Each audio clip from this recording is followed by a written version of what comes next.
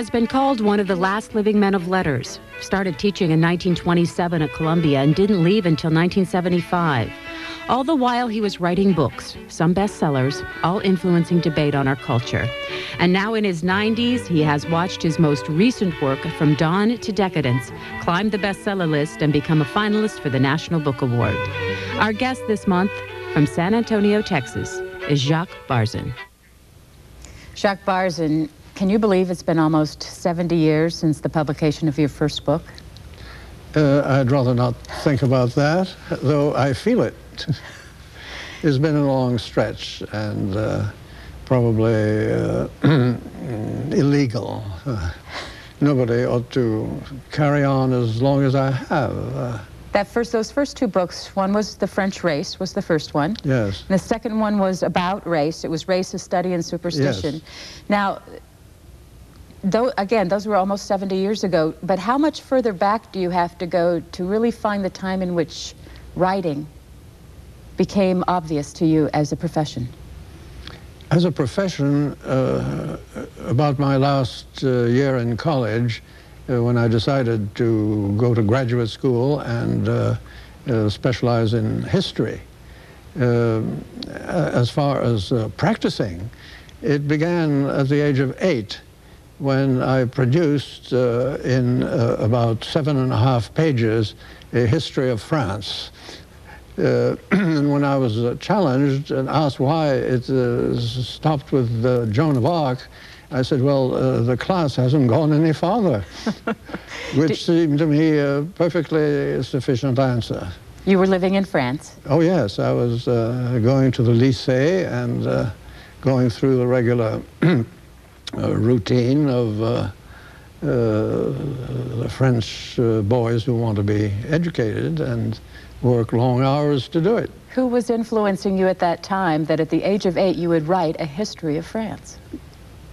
Well, I was drawn to history, and my father was a writer, my grandfather. The tradition was in the family, and I found it perfectly natural to do that. In fact, I don't suppose that I thought at the time that there was any other profession in the world available. But I tend to doubt that other eight-year-olds that you knew were writing the history of France. Well, I don't know. I must have had classmates who had similar ambitions, maybe not as historians, but possibly poets and so forth. Where in France were you born? I was born in what was then a very rural suburb of Paris named Créteil, but I think of my family as coming from Grenoble, and I spent most of my vacations there, and that's where all the cousins, aunts and uncles were, and where I had the best time of the year. But my father, being both in literature and politics, had to live in Paris, and that's how I came to be born, away from my favorite town. When did you come to the United States? In 1920. Why? My father was sent on a diplomatic mission during the First World War, and when he came back, and I was already thinking of going to what was then college, the university, the first years of the university, he decided that the faculties had been so decimated by the war, and the irregularity, the substitutes, the diminished programs and so on wouldn't be good enough to prepare me for whatever I wanted to do. So he offered me the choice of going to Oxford or to Columbia.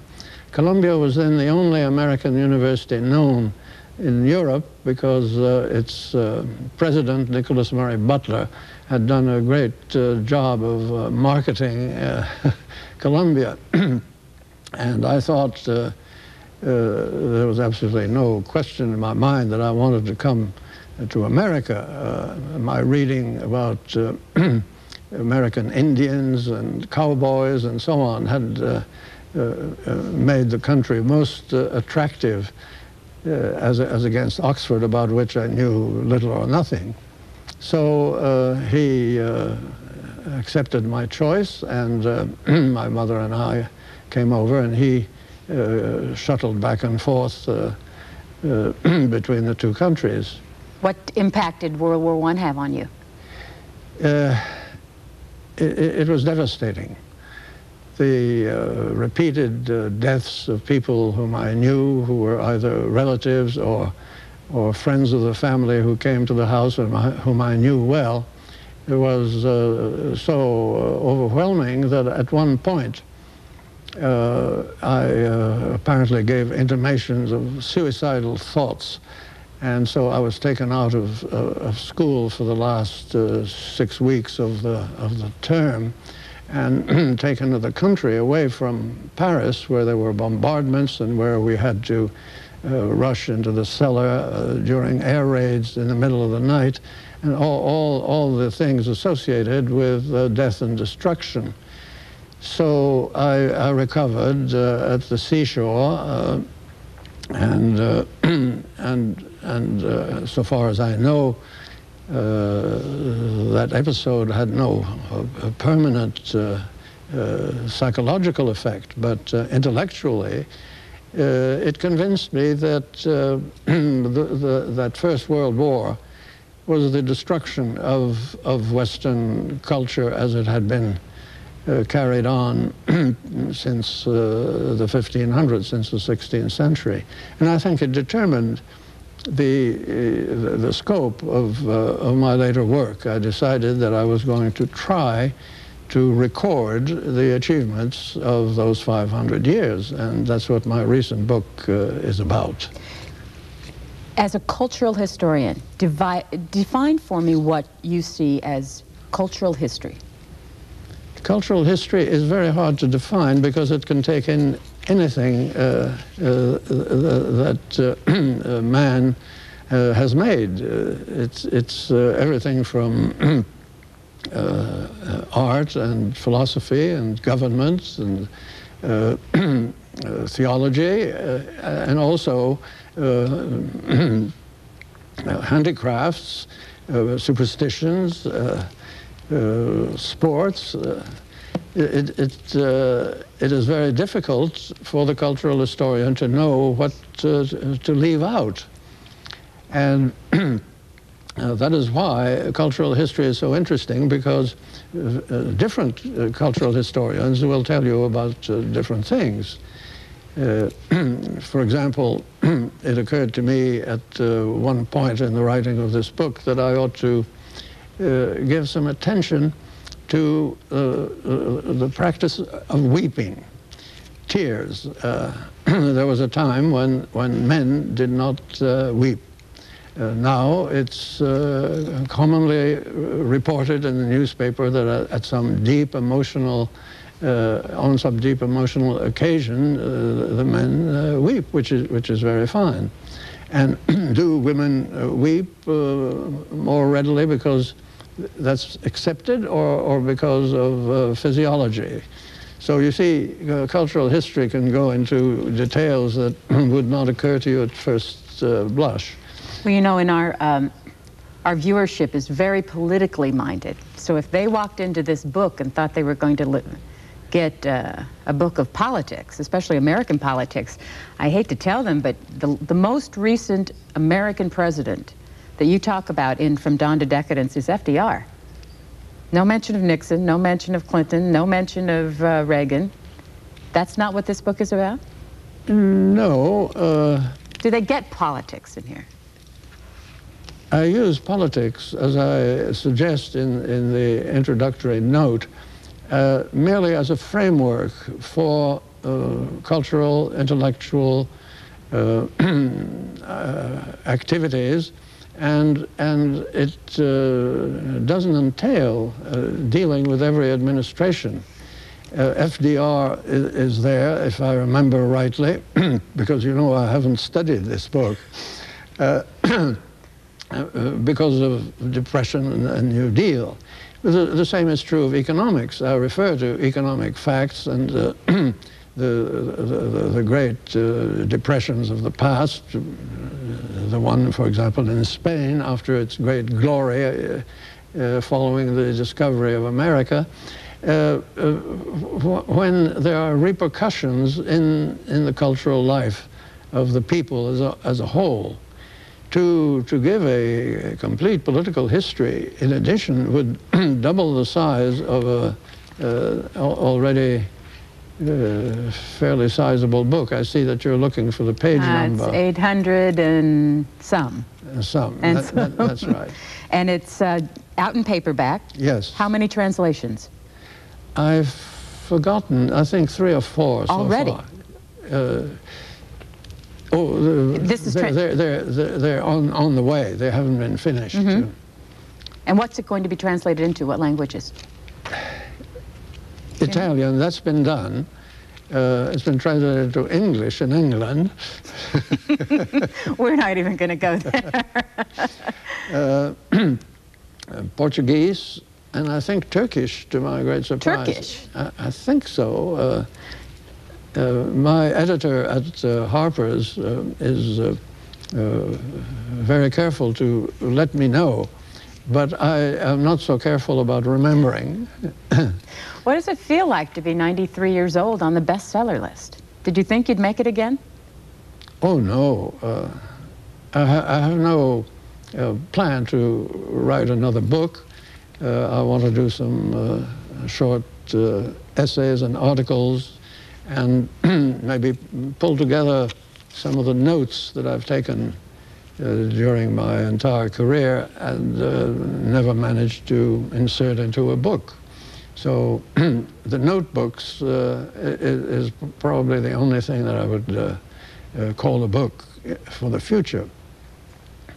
We are going to open up our phone lines, invite our viewers. Hello, we are with Jacques Barzun for 3 hours today in San Antonio, Texas. We're going to be taking your phone calls in about 15 minutes. Here's how you can join us if you like.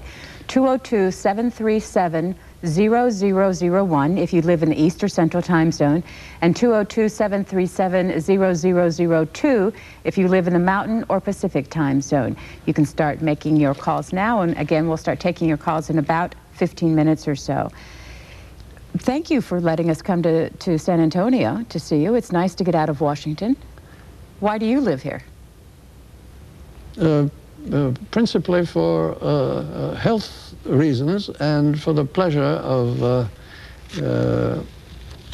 the culture in both senses of the word. I'm very happy to be in a region where Spain is important, Spanish, and also where there is so much going on in music, poetry, special exhibitions at one or the other of the 2 museums. It's a highly cultural city, and its climate suits me very well after many years of battling New York, its pollution, its difficult transportation, and really rigorous climate, particularly in the spring.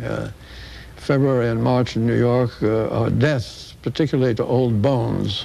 How many years did you spend at Columbia University? I taught there for 48 years, and I was there, therefore, 52 years since I was an undergraduate. And dean there? Dean and Dean of provost, faculties, for 12 years.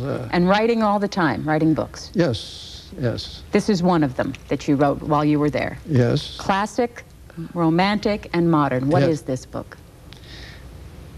This book is a contribution to the rehabilitation of the Romantic movement, which required discussing the previous movement, the classicism, as it's called, and also indicating what modernism has to do with Romanticism. It was published first in 1943, and then again in this, what we just showed, in 1961. And its dedication is to somebody who's also a familiar name, Lionel Trilling. Yes. How did you know Lionel Trilling? He was an undergraduate in Columbia College when I was there, but we didn't know each other at that time, or even in graduate school, because he was in the English department and I was in history. But after we had both become instructors, members of the faculty, we were assigned to a particular course which required 2 instructors from different departments. The famous Great Books course invented by John Erskine before it moved to Chicago. And we approached each other, Lionel and I, rather warily, because he was at that time a Marxist. He was very deeply influenced by Freud, and those 2 characters were not favorites of mine at all. But we came to terms very readily and found, in the first place, that our different backgrounds, he had no foreign language knowledge at all. He didn't know French, German, or any other foreign language, so that the European, the American traditions came together in the teaching of this course, and we found each other on the moral, conversational plane so congenial. That is, we never got angry at each other. We never thought that the other was an idiot to believe this, that, or the other thing. That we became close friends. And being both very active writers, we got into the habit of reading each other's manuscripts before they were printed, articles, books, and so forth. So at the first good opportunity, I decided to dedicate to Lionel this particular book, which were the Lowell lectures in Boston, a rather daunting assignment for a young writer. How long did you teach together? We taught from 1934 to 1970, or every year in one or another course with a double header, because when we gave up teaching the Great Books course, we offered a graduate seminar for Ph.D. candidates to prepare them for writing the dissertation. We undertook the really arduous task of teaching very bright young people how to write, because nobody had done that from kindergarten on, and how to read. So the course consisted of a set of books to read and discuss, 1 a week, and papers, which we corrected in detail. Both of you? Both of us. Each paper marked by both of us. And he passed away in 1975, is that correct? Yes, around yes, that's right, 1975. He was 70 years old. The course that you took is now pretty famous. Oh, do you hear from people? Yes, people do mention it, yes. I understand there might be even some famous historians who took that class. There are probably. Certainly there are a number of academic people who still are good enough to write to me and tell me what they're doing and so on. We'd also tell our viewers today that if you would like to join us by email, you can, and the address is booktv@cspan.org. Please feel free to contact us that way if you have a question for Mr. Barzun, and we can get it to him that way. What do you think of all this email stuff? I avoid it by not being on the internet, because I'm afraid it would swamp me completely.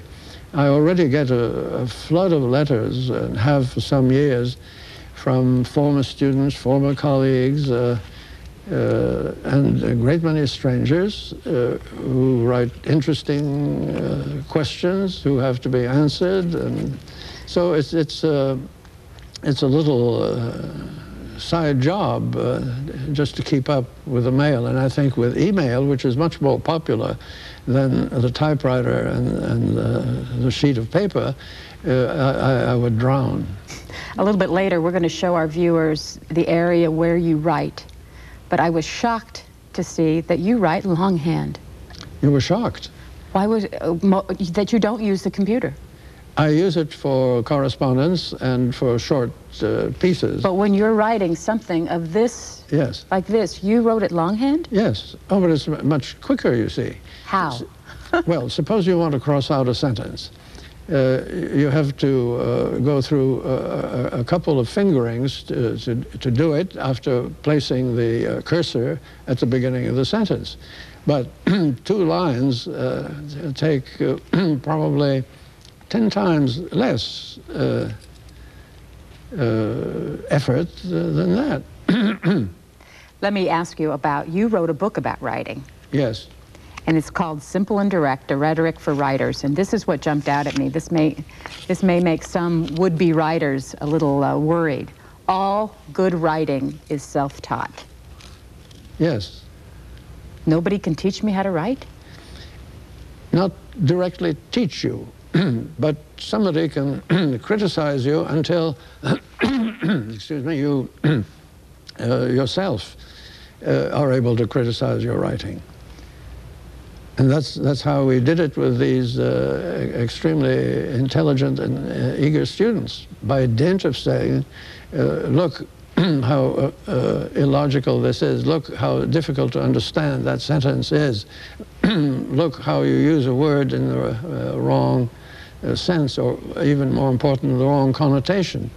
They get the idea. And it could have been done for them, perhaps much more painlessly when they were young. And it's one of the deficiencies of our schools and of our colleges that is not done. You have spent a lot of time writing about teaching. First of all, you are given credit for being the person who developed the core curriculum. Is that correct? Oh, I was one of a number of people. What does that mean, though? Core curriculum? It means, in the first place, a requirement of certain courses, certain subjects, during the first 2 years of college. So have to take math, have to take English. Yes, that kind of thing. Have to take history. You may have to take a specially constructed course for which Columbia is famous, the so-called Contemporary Civilization course, which is the history of the Western world since about 1200. And then on top of that, there was the humanities course, in which you read some of the great books in the tradition, and you get a semester of introduction to music and a semester of introduction to art history. And that makes up the core curriculum. Why did you support that? I supported it because it seems to me that any further study, any specialty later on, is in the first place easier to master, and in the second place is understood in a context instead of being something hanging by itself in midair with no connections to the rest of life. But I can hear the students saying, why do I have to take this history? I'm not doing anything. I'm going into .com world, or I'm going into something different. I don't need this. It's not going to help me. Oh, all right. I'm very sympathetic to that point of view. Then go to a technical school that will fit you for that particular job. But if you want to be an educated man, an educated woman, you have to get an education. In 1968, you wrote this book that created a lot of attention, The American University. This was while you were at Columbia. Yes. 1968 that was an interesting time in our history. Yes, from a certain point of view, it was. Yeah, there was a lot of unrest on the college campuses. Oh, yes, we had the big bust and its consequences. The students had a real grievance, but they did not express it. They chose other excuses for their uprising. And that was the tragedy of those years, that they did not bring the university back to its proper role by saying, we have become neglected. Teaching is at minimum. The distinguished professors that we expected to study under are in Washington doing government work, or they're off on a foundation grant doing something else unrelated to our needs.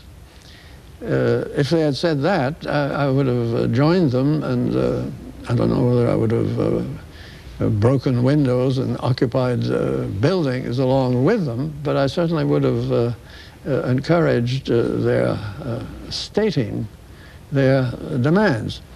Instead, they argued a kind of pseudo-Marxist complaint about oppression, power, authority on top, making their lives wretched, and so on.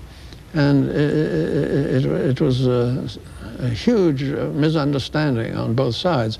And the academic people were cowardly and did not take the proper measures for, on the one hand, pacifying them, answering their needs, and preserving their buildings and their dignity. This book, however, is more of a critique of the university yes. itself. Did you make some enemies writing this book? Oh, I think I've made enemies writing every book that I've written. Enemies is too strong a word. I've never had a knockdown, drag-out fight with anybody whatsoever. And although I have readily engaged in argument by letter with people who disagreed and attacked, I have never answered public reviews or public criticism because I don't think it's proper. When one writes, one stands up to be shot at. Are you an American citizen today? Oh, yes, I am. And is there any reason why you kept the French name of Jacques and didn't Americanize it? Well, how would you Americanize it? Isn't it Jack, or is it not? No. Oh, it's not? The equivalent is James. And I didn't think that James was suitable for me, though I gave the name to my oldest son. How many children do you have? 3. And what do they do? 2 are lawyers, and one is a physician, cardiologist. We're going to take some phone calls for you. That's Yes. okay. Our first call is from Harrisburg, Pennsylvania, for Jacques Barzun on In Depth. Go ahead. Good afternoon, Dr. Barzun. I wanted to just relate something to you. When I was in high school, I read on my own a book that I found at our library at home called Education in America. And my father saw me reading it, and he said, "Oh, Jacques Barzun was in my high school class." And I said, "Oh, come on." And he said, "Yes." And my father was a graduate of Technical High School, Harrisburg, Pennsylvania, 1924. I said, "It can't be the same person, is it?" And who was he? His name was Irving Yaverbaum. I doubt that you would remember him. No, I regret to say that I don't remember. Where did you go to school? And when you came to the United States from France, thanks, caller. When you came to the United States from France, what school did you go to first? How old were you, by the way? I was a little over 14, and first I tutored in order to learn the equivalent terms of study in mathematics and so forth. And then my father got an appointment at Lehigh University in Pennsylvania for a year-long lectureship. And he inquired around and found that the schools there were in a very bad way. But he knew the superintendent of education in Pennsylvania, who recommended the Harrisburg schools as outstanding.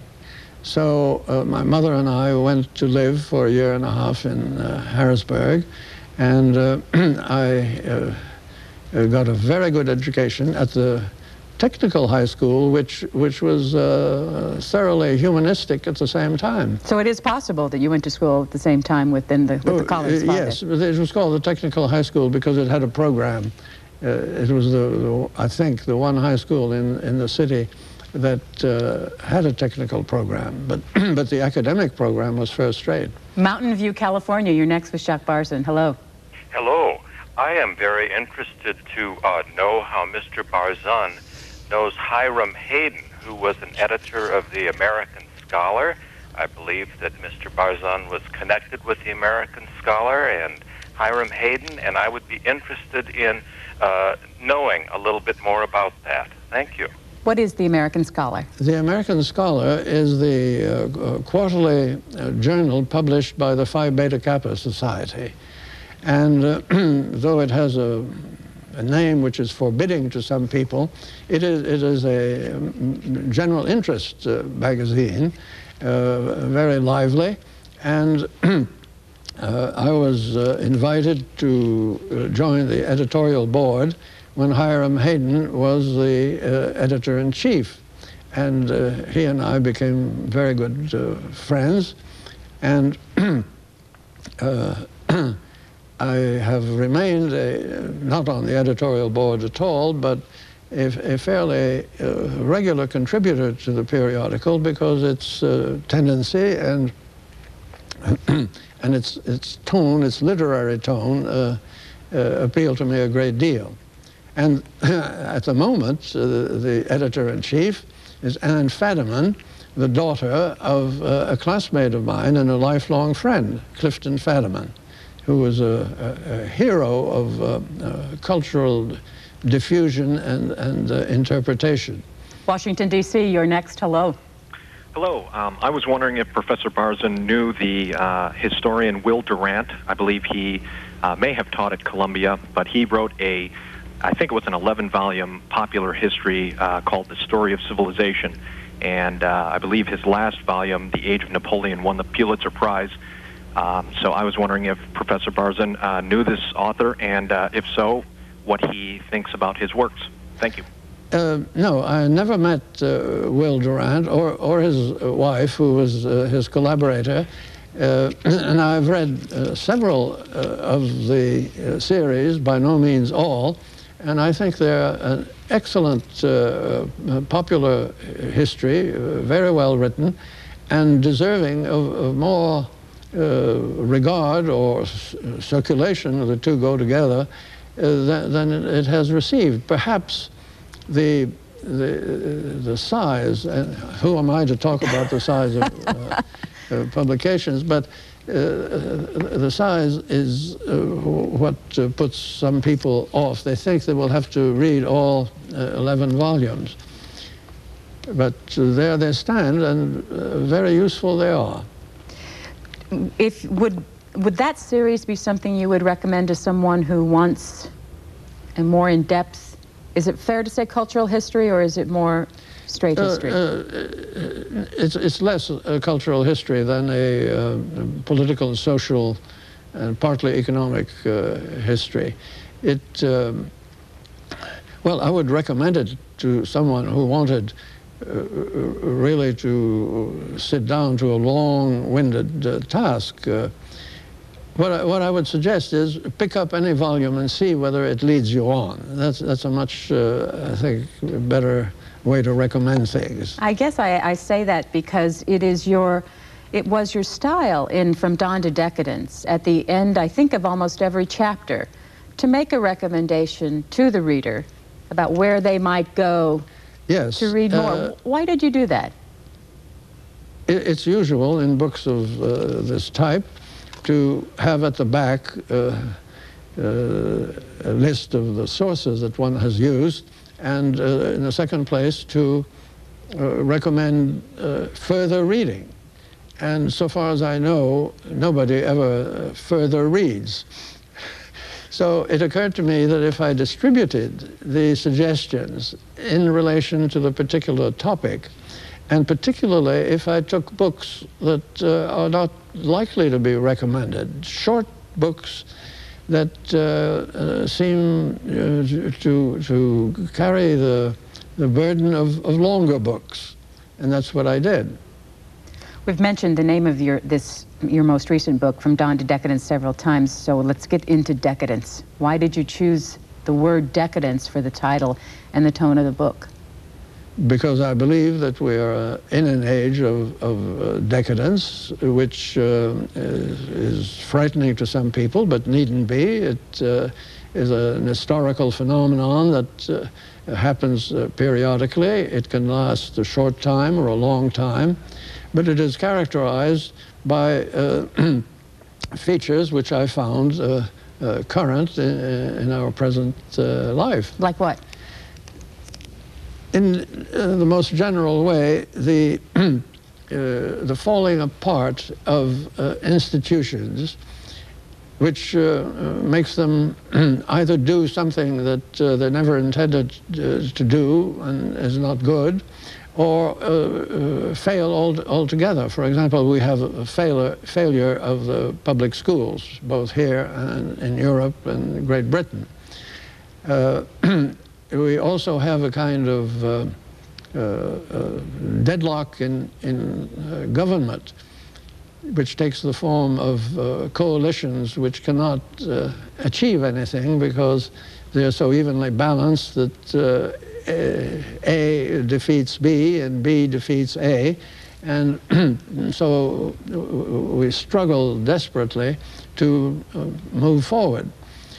Nobody would say, for example, that we live in an age of progress, except in science and engineering, which may be the source of the recovery. Then the institution of the nation is falling apart also, broken up into ethnic and other groups, language groups, religious groups who want to be all by themselves or have rights against other groups. And this is true in Europe and to a less degree in this country too. So in the arts, in culture with a capital C, it's perfectly obvious that we've come to the end of the rope. There's nothing really new to do unless it's outrageous or the opposite of what has been done, which is another form of imitation when you just take the opposite. So all these things taken together with, for a great many people, moral decadence, the kind of abandonment of all codes and self-restraints, that qualifies for the name decadence. You wrote in that book, a failure of will, which is to say the wish without the act is characteristic of institutions in decadence. Yes. So we wish it were better, but we're not willing to act, is that it? Well, we try desperately to act in one way or another, which leads nowhere, which doesn't help. Think of all the slogans and programs that for the last 20 years have been put forward to fix the schools. And they don't fix the schools. And there's plenty of money behind those programs. The right to read. They don't read any better. And that is not because we're stupid. That is not because we're not eager and hardworking. It's because the culture has come to this moment of disintegration where action is difficult or impossible. So where do we go? I mean, does something have to happen to change all that? Things get worse and worse, and then it is rediscovered what should be done. The idea of government, the idea of the school. Take the simple word authority, which is in bad repute. Authority is absolutely necessary in all sorts of places because it is the only alternative to force, and that has been forgotten. And you can't have a good school without authority in the teacher, authority in the principal, You can't spread it to the school board and the parents, everybody having a different idea and meeting in opposition to one another without producing any solution. This is just one example. So does something have to happen in order for the people, for people to understand and move this out of decadence? Is it a kind of an explosion, or is it just a move? That can't be predicted. In the 15th century, there was this an exactly similar situation, and many people said it was the end of everything, which of course is not true. And then what happened at the very end of the 15th century, America was discovered, and that redirected energy. It selected new people as leaders. It pulled everything together again. Gradually, in the 16th and 17th centuries were wonderful times. It was pretty dramatic, though. Oh, it was a dramatic change, indeed. So something like that can happen, but I don't think it's necessary. At the end of the 18th century, the same sort of thing happened on the continent of Europe to a lesser degree, and recovery came simply because the wars of Napoleon had blurred everything that had existed before. It sort of broke a tradition, the way the First World War broke tradition. So the historian is not allowed to predict. Back to the phones for you. Next call is Las Vegas. Hello, Las Vegas. Hi, it's a pleasure to talk to you, Doctor. Your wisdom is incredible. I have a couple of questions quickly on art. I am a photographer who, back in the 70s, was told by one of the studios, we can teach anyone to operate a camera, but we can't teach anyone to see. It seems to me that in this society today, art and maybe even a lot of other disciplines are around to benefit tie-ins, to benefit corporate tie-ins, or in some way make money for somebody else, as opposed to art for art's sake, which is extremely disheartening to me. The last great film I worked on was Chinatown. I haven't seen anything as well since that film came out. Can you talk a little bit about art from the 1500s to now, and also maybe a question, an answer too on this revisionist history we keep seeing and how they keep changing history? Thank you, C-SPAN. I appreciate Book TV. I waited 2 months to talk to the doctor. Thank you, Dr. Barzun. That's a charming and very penetrating question.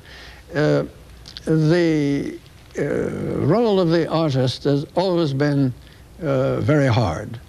There's no society that has really provided the right conditions, I'm speaking now of material conditions, for the artist. It is probably as difficult as it has ever been. It may be more difficult. A comparison would be hard to make.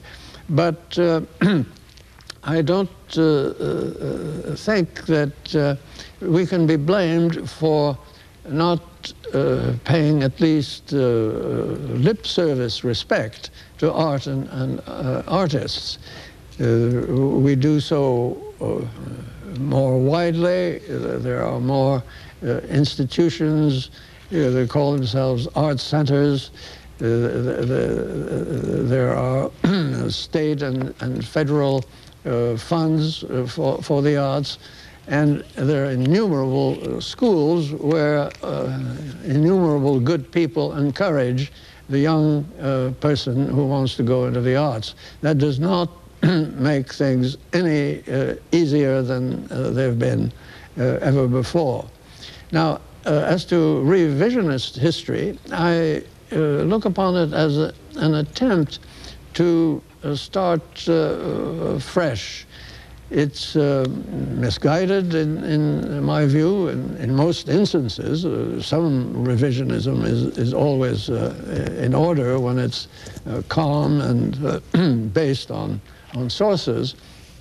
But the revisionist for the sake of revision is an attempt to get rid of the past to make, as I said, a fresh start.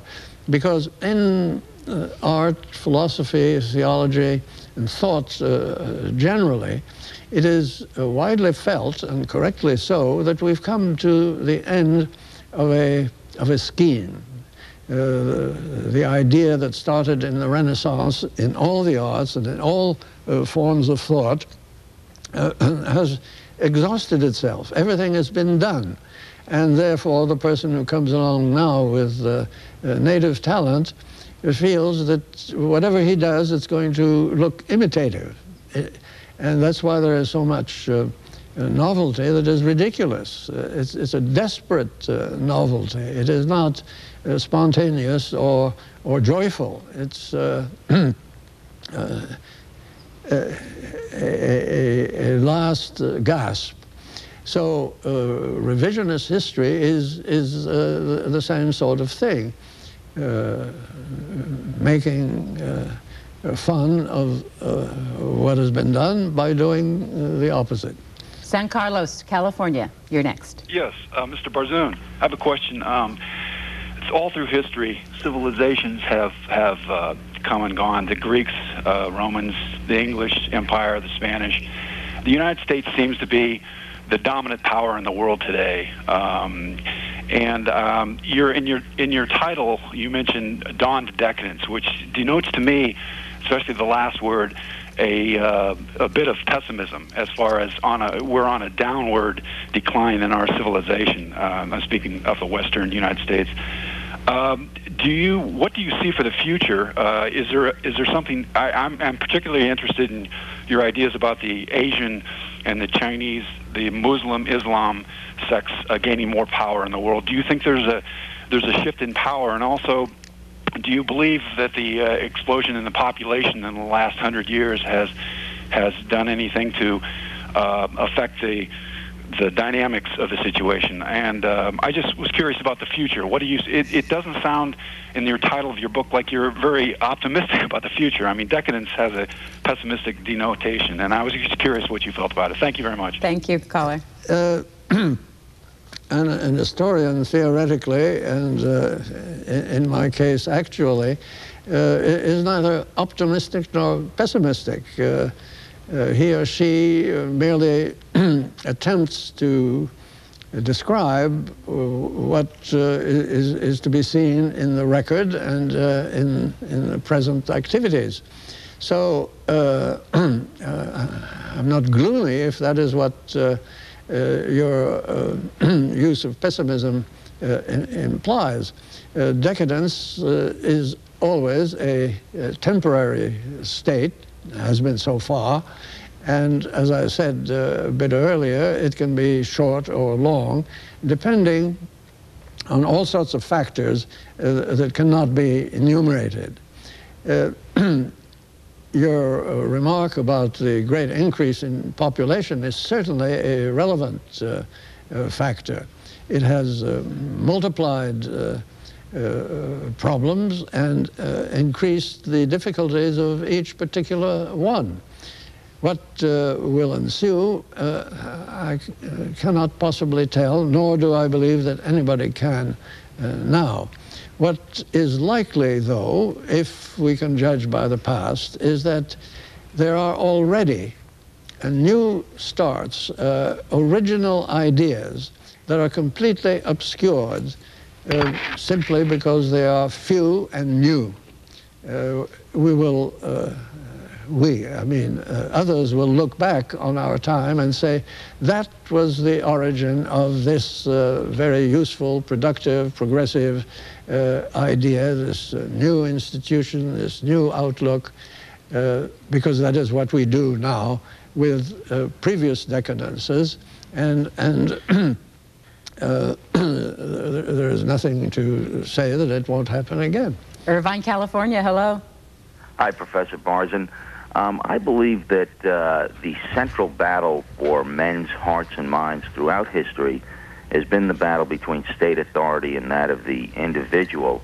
And I was wondering what your thoughts on that were, and also the role that Christianity played in the development of the individual in Western Europe as opposed to everywhere else in the world, which seemed to, at least from 1000 AD on, seemed to remain in a central state authority or tribal aspect. And I was just wondering if you could comment on if you believe that the central role in history has been the battle between the hearts and minds of man for individualism versus a state authority, and the role Christianity has played in that. Thank you. Thanks, caller. Mr. Barzun? No, certainly it hasn't been true throughout history. The rise of individualism comes precisely at the beginning of the period that my recent book studies.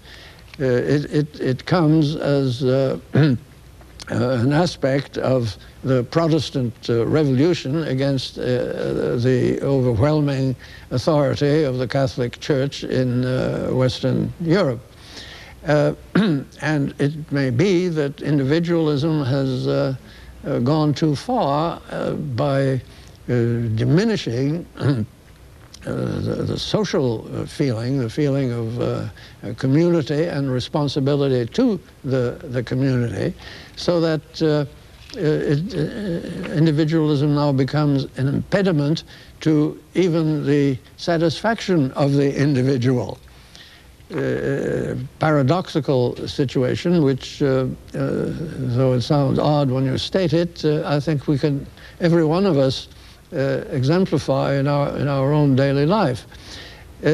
As for the state authority, the notion of the state comes late. For example, in ancient Athens, the city ran itself, just as the New England town meeting runs itself, and there's no state oppressing this one or that. He or she may get outvoted at the town meeting, but there's another town meeting next month at which things can be directed the other way.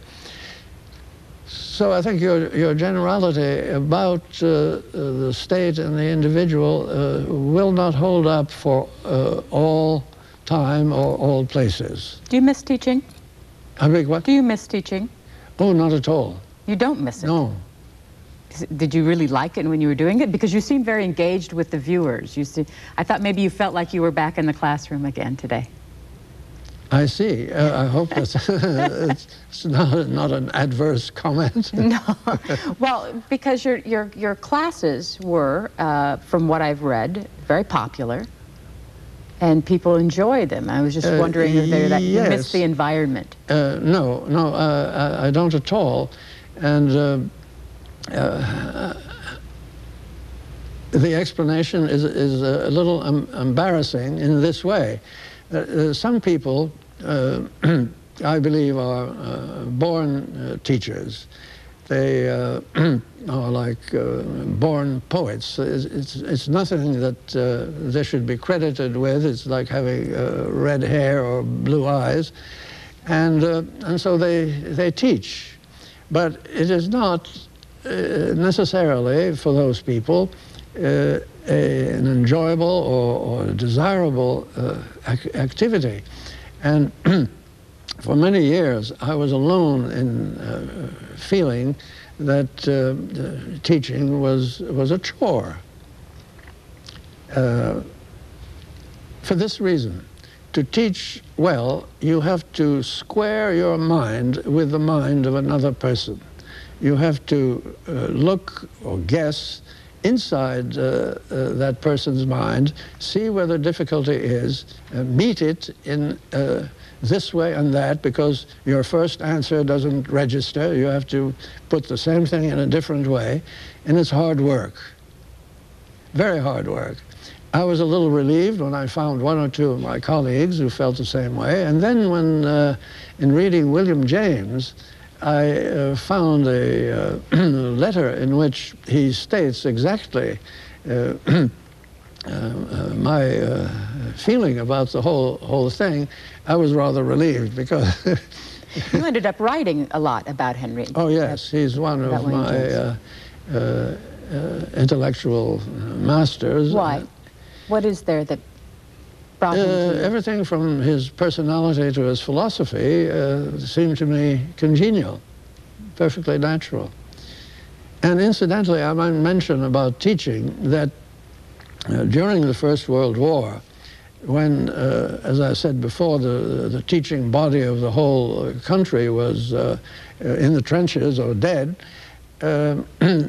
many schools, including my lycée, used the system that was invented in England and called after Mr. Lancaster, which is to use the older boys to help out the younger ones with their difficulties. So when I was about 9 or 10, I had younger boys to whom I explained fractions and spelling in French. And I remember that also as an imposition, which I didn't like. But since they let me go on, I must have been doing it all right. New Orleans, Louisiana, you're next with Jacques Barzun. Hi, I'd like to thank C-SPAN as well as Professor Barzun for this excellent opportunity.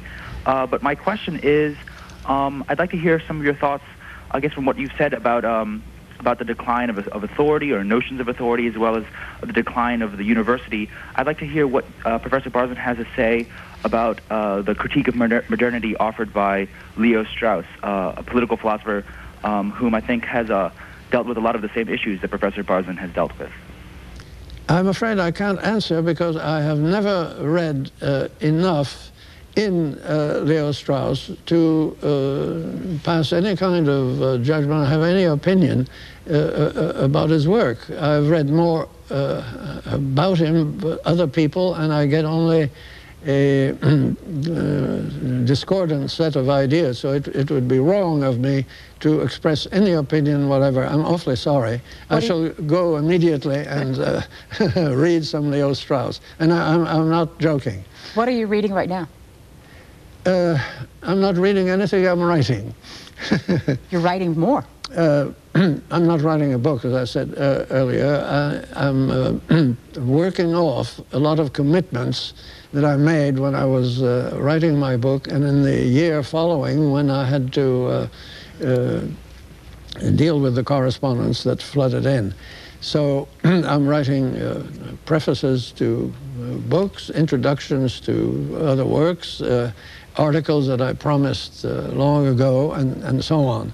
And that has increased my the time I spend in writing, and I read only the Express News here and the New York Times. New Orleans, you're next. Is it Springfield, Virginia next? Yes. Go ahead. I've got several questions. There's two of them. Who is your favorite historian? And hopefully it would start with Herodotus and Thucydides. And who is your favorite author as of today? Mr. Barzun. It's hard to say which is my favorite historian, because I like so many of them, and I would be sort of narrow gauge mind if I limited myself in my admirations. But I found Burckhardt a great revelation when I came across him in graduate school, and I go back to him as I do to Gibbon and Herodotus, Plutarch, who's a biographer but also an historian in the way he writes his biographies. As for my favorite author, there again, it would seem to me terribly limiting to name one. I have a host of favorites, and I want to add to them, and I'm going to read Leo Strauss in order to do so. San Jose, California, you're next. Hello? You're on the air. Go ahead, sir. Oh, thank you. Dr. Barzun, it's a pleasure to speak to you. I read your most recent book, From Dawn to Decadence, and I found it really inspiring myself. I have two siblings who are historians at the university level, but I never found history very interesting, and found your book extremely fascinating. I wondered, for a person like me whose education is somewhat wanting, I studied architecture, what would you do to beef up your education? A second question, I found it curious that you didn't mention, I don't think jazz, but particularly rock and roll, as any kind of influence in cultural history. I wonder if you could talk about that a bit. Thank you. I do mention jazz, if my memory does not fail me. I did not mention rock and roll because I'm unfamiliar with its infinite variety, and also dismayed at the volume of sound which I could not readily endure. Besides, it's another manifestation of the present, which I think fits under the generalities that I list with respect to the arts and the popular arts in my book. So I'm afraid I can't satisfy you about opinions, an opinion on rock and roll. His question about how to beef up your education. Oh, yes, I forgot the first part. Mm-hmm. Read, and of course, read and reflect. Don't read merely to pass the time, but to set up questions in your own mind, to make comparisons, and if possible, also find people who are reading much the same things and converse. Conversation is an educational activity when one is an adult. Going back to music, though. Yes. You spend a good time writing about musicians, composers. Yes. Berlioz. Yes. Who is he? Berlioz, he was a 19th century composer whose work came during the first half of the century and affected a kind of revolution in music, because he took his work to Central Europe and to Russia, and there inspired any number of composers and musicologists. Then came the work of Wagner, and that became so mighty an influence, inspiring imitations in almost every national school of music, that it blanketed the work of not only Berlioz, but the composers of the earlier part of the century, excepting Beethoven.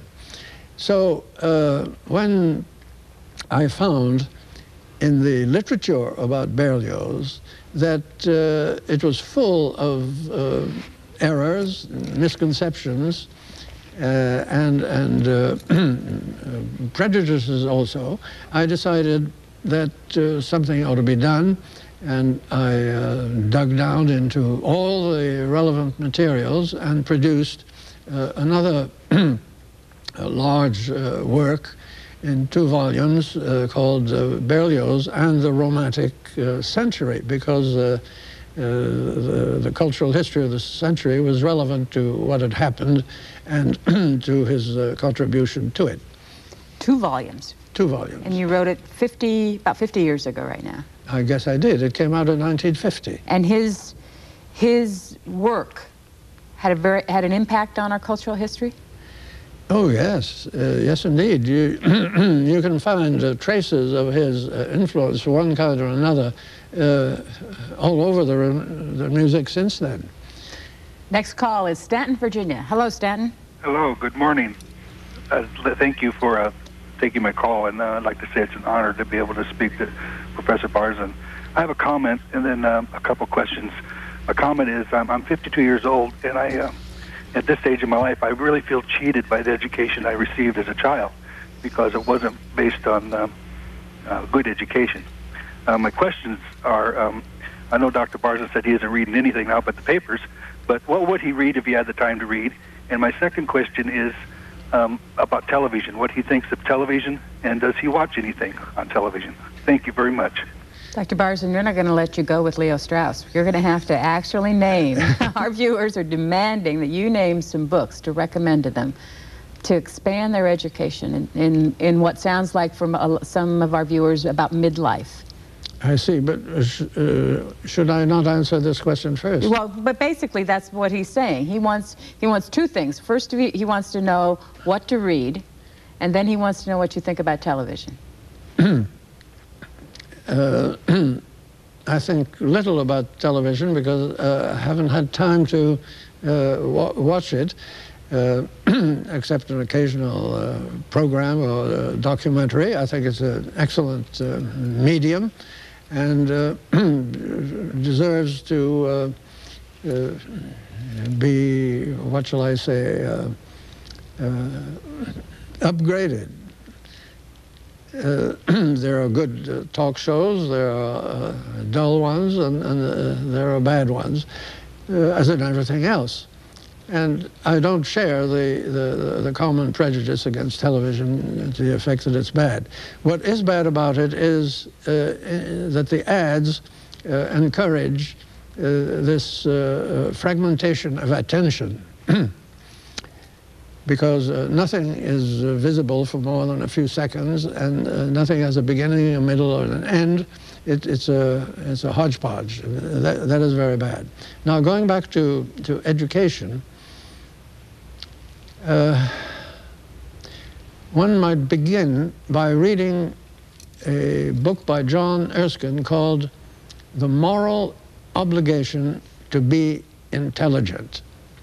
And of course, since intelligence is a native gift, what he really means is the moral obligation to put one's ideas in order.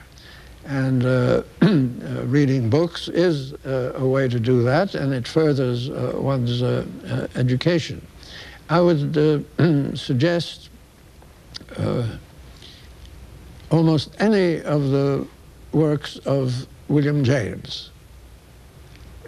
Particularly his psychology, which is an extraordinary work that the word psychology does not really describe in full. If you are not interested in the brain and the nerves and so on, skip the first 50 or 60 pages which describe the mechanics of thought. And begin after that, and you will find that the discussion about the stream of consciousness, attention, emotion, and so on are revelations, every one of them, because they not only discuss the psychological basis, but he's a cultural historian too, in his way, and you will learn a great deal. Then read Whitehead's Science and the Modern World, a small volume full of important notions about science and the modern world. And though it goes back, I think, to 1920, it's just as relevant today as it was when written. That's a good start. What's that? That's a good yes. start. I'm trying to think of some good fiction to read. Read Samuel Butler's The Way of All Flesh, which again is a late 19th century work like James's, but will explain a great deal about the situation in morals that we have reached today, because it was the work, the first work that attacked Victorian moralism. And it sets out brilliantly the difference and the difficulty created by moralism as against morals.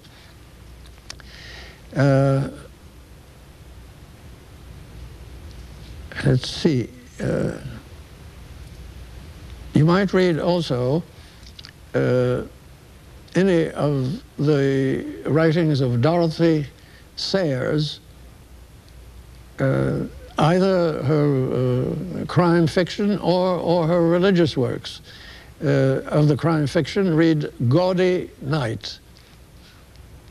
And in her other works, The Mind of the Maker. Now, I was wondering when we were going to get to this, because I hear that you are an avid mystery lover. Yes. Where did that come from? Well, when I was a child, I read in translation the Sherlock Holmes stories, and things remotely like them, because the French were very poor at writing crime fiction at that time. And when I came to this country, I made friends with a boy of my own age who also was an enthusiast for Sherlock Holmes, so we exchanged views, and that started a lifelong habit of reading crime fiction and recommending one to another what was good, and saying, don't read that, it's terrible.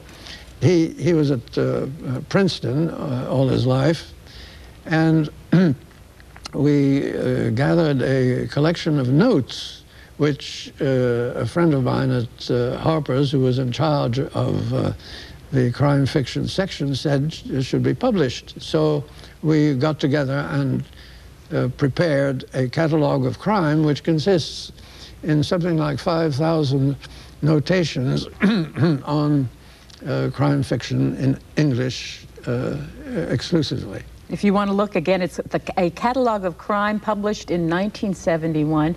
If you're missing any of this, you can go to our website. A complete list of Jacques Barzun's books appear there, and there are 30 in total, not counting the translations, not counting the editings, but everything that we have, you can find the name of the book and when it was published. That might be helpful to you there. We're going to take a break in just a few moments, but first we're going to take a couple more phone calls. But I want to ask you also about a quote. That this is not a direct quote, so because I'm not really sure, but someone told me you once said, to understand the American character, you must first understand baseball. Now, where did that come from? Yes, I wrote that in 1956 or 7 in a book called God's Country and Mine. And it is a sentence which I can't quote any more accurately than you can, that has been repeated and repeated a great deal. It has even been put up, I am told, in the dining room of the Disney World outside Paris. Among the one in Paris, the Disney World in Paris. Yes. Among other characteristic utterances about the United States. Whether it will induce the French to take up baseball or not, I don't know. They're not likely to equal the Japanese or the Cubans. Do you love baseball? Oh, I love it. And you really get a feel for American culture through it? Yes, I drew a kind of ideal parallel between baseball as a sport that favors both teamwork and individualism in equal balance, and that has the speed and the degree of intricacy. The mechanics of the game are, I think, very American. Back to the phone calls. Cincinnati, you're next. Hello. Hi. I had a question. I wonder if you could either draw a parallel or make distinctions between a period of decadence and possibly a dark age. A what? A dark, can you explain that more, Colin? I wondered if in some facets we don't live if we're not in the midst of a dark age now. Oh, a dark age, I see. Yeah, certainly within science and engineering, like pointed out before, there are certainly advances, new ideas, all the time. But I wonder if you could speak to that for a moment. Dr. Barzun. Yes. Well, a dark age, if we use as a definition what happened after the breakup of the Roman Empire, calls for violence throughout the culture, but of a different kind from the violence that we're suffering from. Ours is local and individual. In the Dark Age, it was a series of massive invasions, and, massacre and destruction, which prevented physically the carrying on of cultural and governmental and social activities. And I don't think we're in that now, certainly, and very likely not headed for that, because there are not barbarian tribes attracted by high civilization. That is, the gap between our potential enemies and ourselves is nowhere near that which created the Dark Ages from the 6th century on. So if you mean dark only in the figurative sense of less intellect, less artistic originality, and so on, that's quite possible. I think, for example, the decay of language at the present time has a certain darkness about it. You mean the decay of knowing language, or the way we use it? The way it's abused.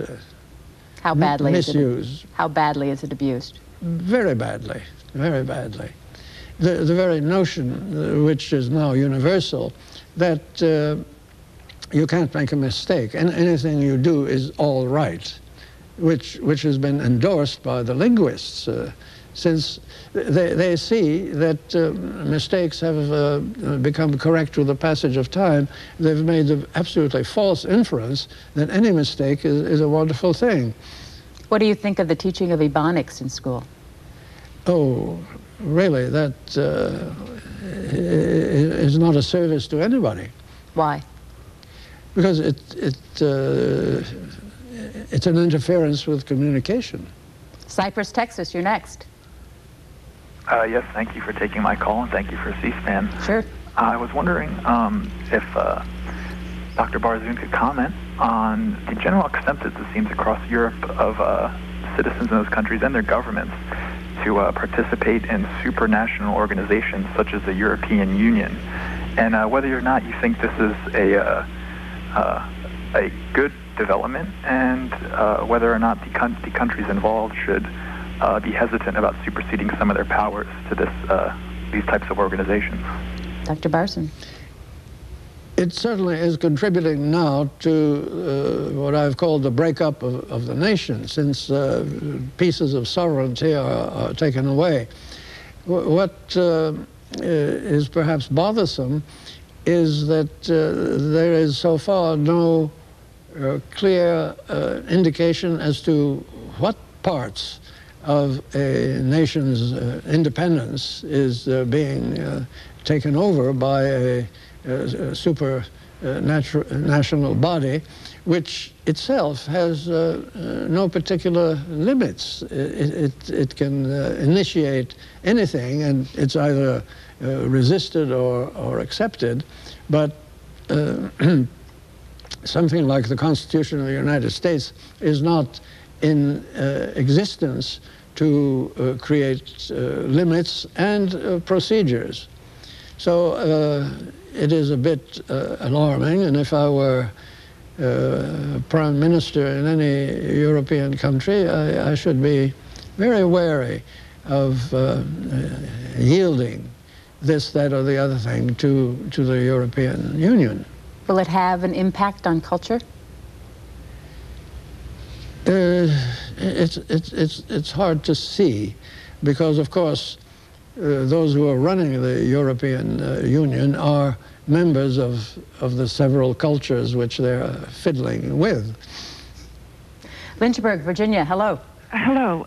May we have Dr. Barzun's opinion on Henry Adams and his writings, the education of Henry Adams and democracy, and a few of those?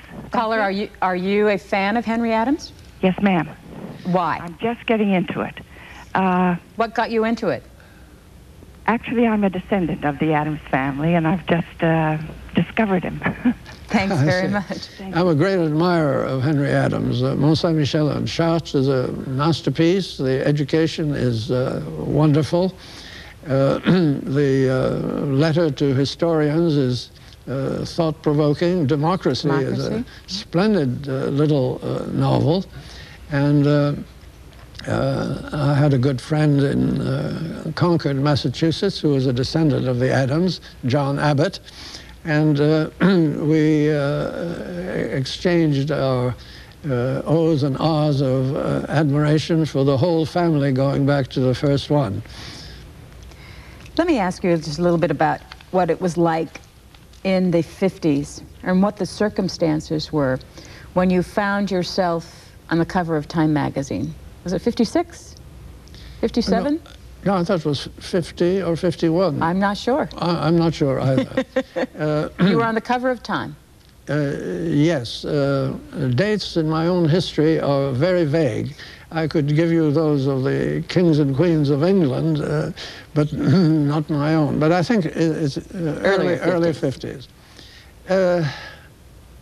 I was surprised to be singled out as any kind of typical academic or intellectual, which is what they said I was, because I've always felt a little bit off-center in intellectual opinions, in academic opinions. I've always been critical of the academy, critical of the humanities, of science, for the purpose of furthering what I take to be the intention of those disciplines. And as a critical cultural historian, I didn't think that I was in the mainstream. So I don't know how it happened that they hit upon me. Maybe you have a theory. Well, I don't. What impact did it have on you? Little or none. Did people know you more after that?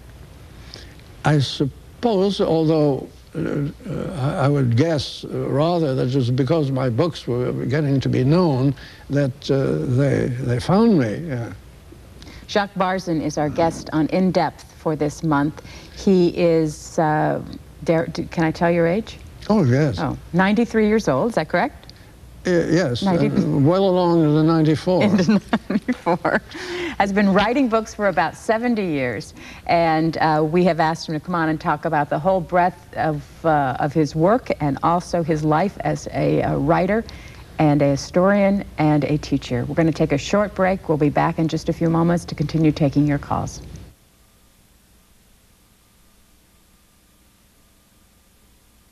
In a moment, we'll return to In Depth with Jacques Barzun. Jacques Barzun is the author of 30 books. He published these titles between 1932 and 1945.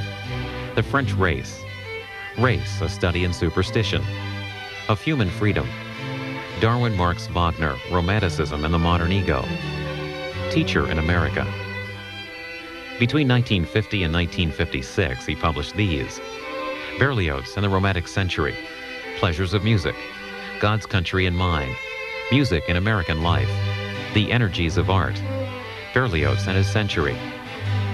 And between 1957 and 1968, Jacques Barzun published 6 more books: The Modern Researcher, The House of Intellect, Classic, Romantic, and Modern, The Delights of Detection, Science, The Glorious Entertainment, The American University. We're back live with Jacques Barzun on our in-depth program for this month. I want to talk a little bit more about this book, The American University, that you wrote, because you at one point in time say this, that what really should happen, here it is. The next nut to crack is the Ph.D., and for this I urge radical device. The best would be to give every native-born American a Ph.D. at birth and start from there. What are you talking about? The PhD has become an obsession. It was already noticed by William James in the early years of the century. He called it the PhD octopus, requiring everybody to produce an original piece of scholarship when one is really only a young student with no years of practice or particular interest in a subject of the kind, of the scope usually required for a PhD.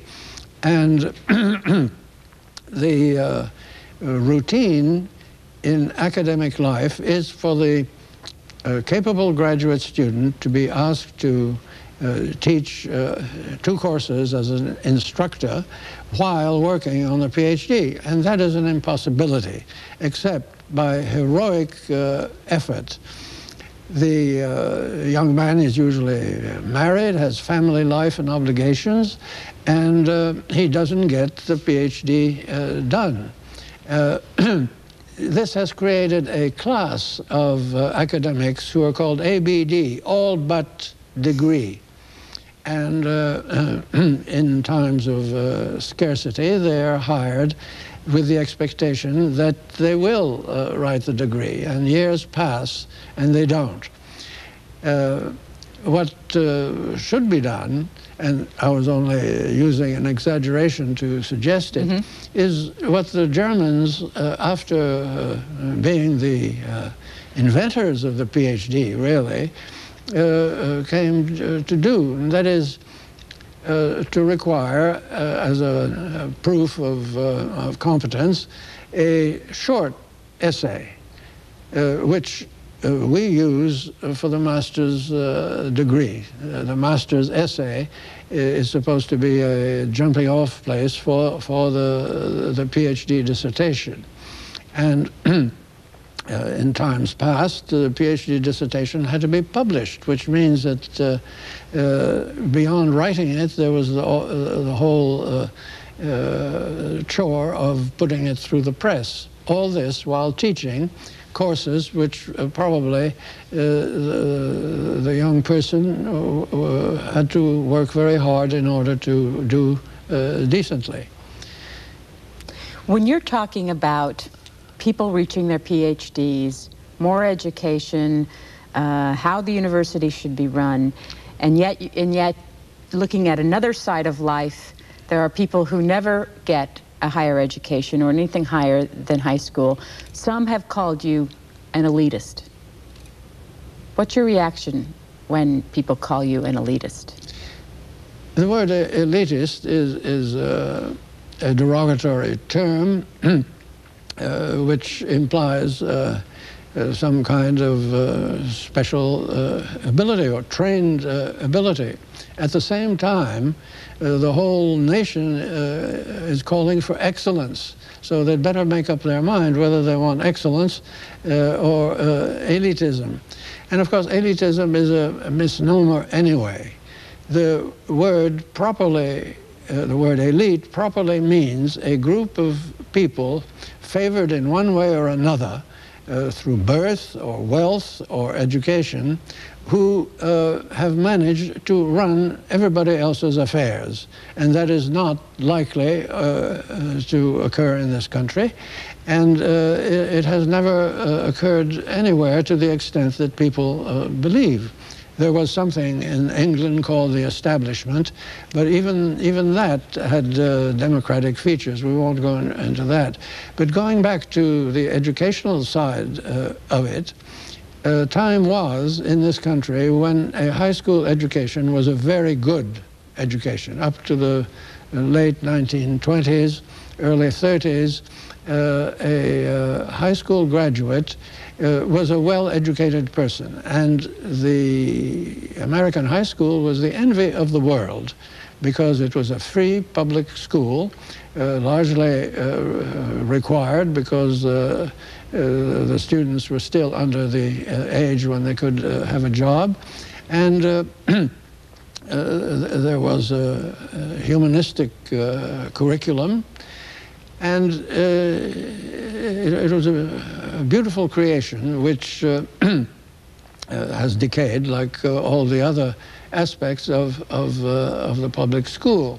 So the notion of everybody to college, which is now the prevailing notion, it has only postponed the achievement which the high school had attained, and the college is falling apart also. An email from one of our viewers asked if you would please comment upon which colleges and universities now that you think now provide students with the best liberal arts education in the United States. That would be invidious to answer. There are 2,500 institutions of higher learning in this country, and I certainly do not know them all, or even a small fraction of them, to say where a liberal education is best obtained. But there is in Washington, D.C., a group called the American Academy for Liberal Education, which accredits colleges and universities for their liberal arts programs. And if the questioner will apply to them, he or she will get an answer. Back to the phones with Jacques Barzun. We're going to North Dakota next, Wahpeton, North Dakota. North Dakota, are you there? Hello. Go ahead. Yes, I'm calling from Wahpeton, North Dakota. First of all, I'd like to say how grateful I am for this call. I have 5 or 6 of Dr. Barzun's books in my library, and I had the privilege to see and hear Dr. Barzun at St. John's College in Santa Fe when he made a presentation in 1987. I have 2 questions and perhaps 1 suggestion for some of the questions that other people have called in. My first question is, would Dr. Barzun consider the modernistic developments since about 1890, which include music, poetry, painting, and sculpture, would these developments, many of them, which are so difficult to understand, would they be considered part of the decadence that he talks about? And then secondly, I'd be very interested in knowing, if it's possible, it's because it's a personal question, what are Dr. Barzun's personal religious or ultimate religious or metaphysical views? And finally, my suggestion as to some questions that some people called in on about basic education. I'll never forget the book by Dr. Adler, How to Read a Book, because in the back of that book there is a fine list of books which people who are interested in beefing up their education can start with. I'll listen to your answer. Thank you. Dr. Barzun. On the religious question, I want to limit myself to saying that I am not a materialist. I believe in the existence of spirit and the great enigma of its existence in a world of matter. That's as far as I wish to go on that question. And remind me what... The question was whether these modernistic developments are part of the decadence. Yes. Yeah. It is very likely that the developments of the 90s, which were so abundant and original in a great variety of ways, were the beginning of decadence. But they were still intelligible if one worked a bit hard. What followed after 1920 was a break in the tradition which had already begun to correct the unintelligibility of the 90s. If one makes a fairly close study of the works of literature and music and so on, one sees that the first 10 years of the 20th century, and take Cubism as representative, one sees that there was a new spurt of energy and clarity and strength, which the war put an end to, and then everything began to fall apart by 1920. There's an email here asking you also whether you think that the pressures of modern capitalism has also been a part of the decadence. And again, for those who are wondering what we mean by that, your book is From Dawn to Decadence. Capitalism is a word that's used in so many different senses that it's very hard to say what its influence is.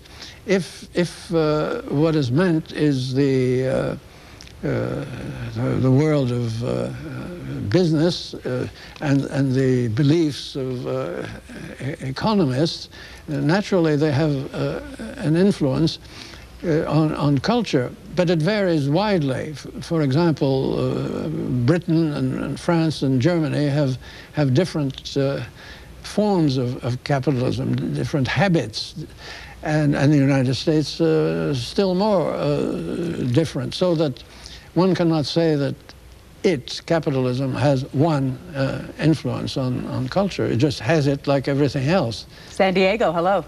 Hello. You're on the air, ma'am. Go ahead. Thank you. I thank you for taking my call. First of all, before I asked Dr. Barzun about the brilliant but assassinated historian Walter Rodney, let me just, as an educator, correct something that you asked. No one has been teaching Ebonics, what people do, and I'm an English teacher, with youngsters for whom English is not the first language, is to do what we call contrastive analysis. You have to have the youngster know what he or she is speaking in order to have them contrast that with the target language they're trying to learn. And that was what was going on in Oakland, although the press, and you fell victim to that, made it as though Ebonics was being taught per se. It was being looked at so as to have the youngsters see what they are seeing and make the contrast. Thanks for your clarification. Sure. Now your question. My question had to do with Dr. Walter Rodney. I'd like to know if Dr. Barzun was familiar with him and his work, the classic work, How Europe Underdeveloped Africa.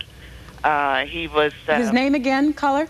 Walter Rodney, Dr. Walter Rodney. He was assassinated in Guyana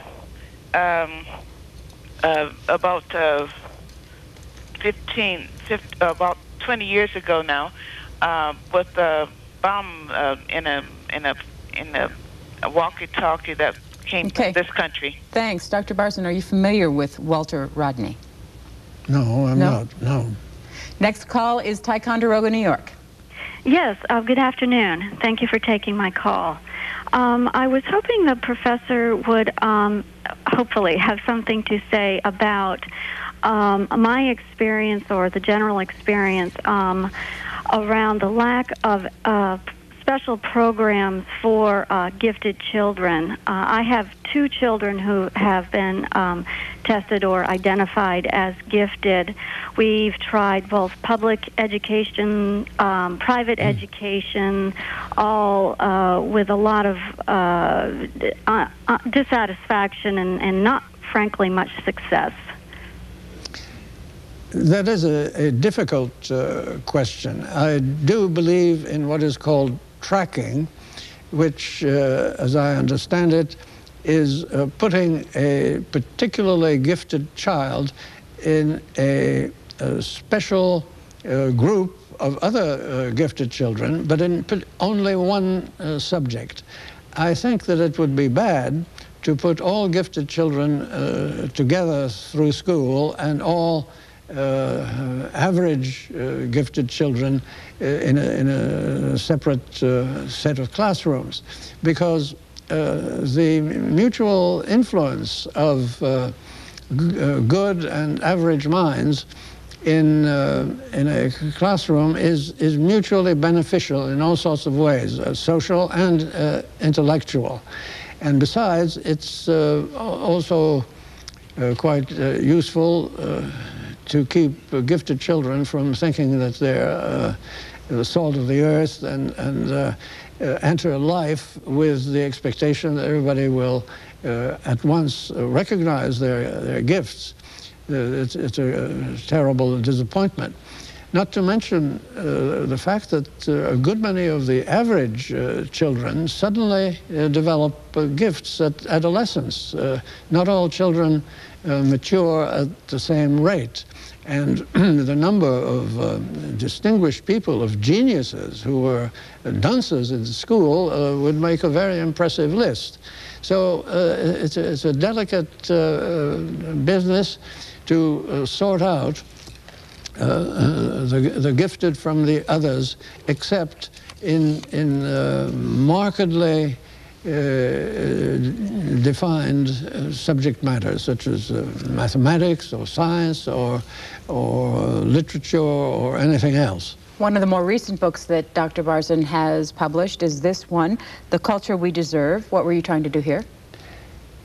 I was trying to suggest some of the spots in our present culture where self-criticism and a new direction would be desirable. New York City, you're next. Hello. Hi, how are you this afternoon? I basically have two questions, and one is about, I noticed that you mentioned about education in England as well as the United States is not doing as well as it could be. And I was thinking about how even if you take the best schools in New York, in the country, they still fall short of some of the best schools in the world. And I was wondering, do you think that the United States would be willing to accept other countries' methods of teaching and accept that not only are we not paying our teachers enough, but the method of teaching is not as good as some of the other countries, and a lot of people in the United States don't want to accept that. Thanks, New York. I believe that the good schools in any country do a good job, and I'm surprised that you think that the best schools abroad are better than our best schools here. But even assuming that that is so, good schools are no answers to the nationwide dissatisfaction with the majority of public schools. As for the question of methods, I believe that the real trouble is that we've forgotten what a school is, and that we've introduced all sorts of ideas, including methods, in quotation marks, and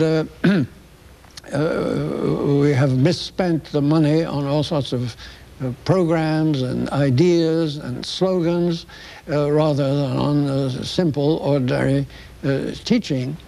And as you point out, we do not pay teachers enough, and therefore we do not get talented people in the classroom. Los Angeles, hello. Dr. Barzun, good morning. I'm a Belgian resident, and like you, I love this country very much. I've got a pragmatist approach to history, and it tends to repeat itself regarding colonialism. When basically the European powers, when they invaded Africa after the Second War, had in rush to leave the countries, and the country, most of them, became in total disarray. I've got a feeling that that problem occurred because it was not natural for the decolonization process to start. If you take in consideration Caesar's invasion of the Gaul, finally it brought some culture. If Hitler, and when Hitler invaded our countries, Belgium, France, and others, he was kicked out by the Allies. So nobody kicked out the European countries, basically out of Central Africa, of the most of Africa, except it was an American influence, I believe, upon it. Can you comment upon it? I wonder what aspect of this double-barreled question I am to comment on. Can you make a suggestion? No, I can't, not really. The only thing I can say is basically the issue of colonialism. Yes. And what is to be deplored is that when the imperialist countries gave up their colonies, they did not take the time or make the effort or find the way, I don't say it was easy, to ease them into ways of self-government that would have prevented the many wars, massacres, misdirected activities that the former colonies have suffered from ever since. When you consider that 250,000 people were killed simply because India was liberated, you're appalled at the mishandling of the transition. In fact, it was not a transition, it was an abrupt break. And I deplore it with every fiber of my being. It applies to Africa, it applies to the island colonies. Santa Barbara, hello. Hi, how you doing? Fine, thanks. I would like to thank Dr. Barzun for being on the show on C-SPAN. I have a couple questions for Dr. Barzun. I was wondering, throughout your lifetime, how much of the time was spent reading fiction as compared to nonfiction? Also, I would like to ask you, what type of literature specifically did you find that you most liked reading? Novels, essays, poetry, etc. And lastly, I understand you're a little bit down on literature of the last century or so. Who is some of your favorite literary writers over the last century? And lastly, where would you rank William Styron as a writer and his book, Sophie's Choice? What do you, is he a first-tier author, second-tier, third-tier? And that's all I got to Thanks. Okay, that's a lot on the plate there. Yes. Where do you want to start? William Styron? I read a great deal of fiction when I was very young, and one of its effects, I imagine, was that a good deal of current fiction, beginning, let's say, in the 40s and 50s, began to strike me as variations on some of the great pieces of fiction that I had read. I may be mistaken, but I think that great works of fiction have not been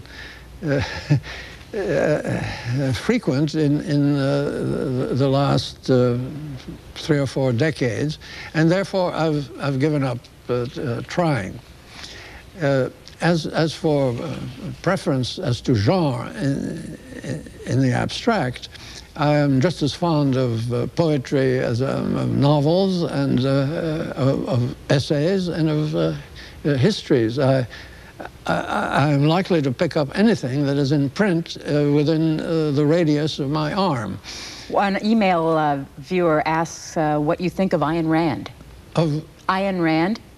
No. The writer, Ayn Rand? No? No. Not familiar. Next call, Washington, D.C. Hello, Mr. Barzun. Hello. You're on the air. Go ahead, caller. Thank you for taking my call, Professor Barzun. I would like to have your opinion about the level of education in Eastern Europe, Russia, which was quite in the high school at the level of college here in terms of depth and diversity, both in sciences and literature. And how it changed now, in your opinion, as it is now, as opposed to then? And the power... Caller, thank you, caller. Did you catch the... it was about the level of education in Eastern Europe and Russia. I'm flattered by the belief that I know everything about education everywhere. I must confess total ignorance of current educational practice in Eastern Europe and Russia. I have the impression that in the past, Russian education was very high in quality and practice. The developments since the Soviet Union and its breakup I know nothing about. Greg Wild has an email for you asking you about your native country, France. He says the French are a mystery to most Americans. I suspect this is because we Americans don't understand what motivates the French. For example, I don't think most French are motivated by money as strongly as Americans. Please reveal to us whatever you think motivates the French. It's very difficult to talk about 60 million people and their motives. I incline to believe on general principles that every kind of motive animates people all over the world, irrespective of nationality, ethnic grouping, or anything else.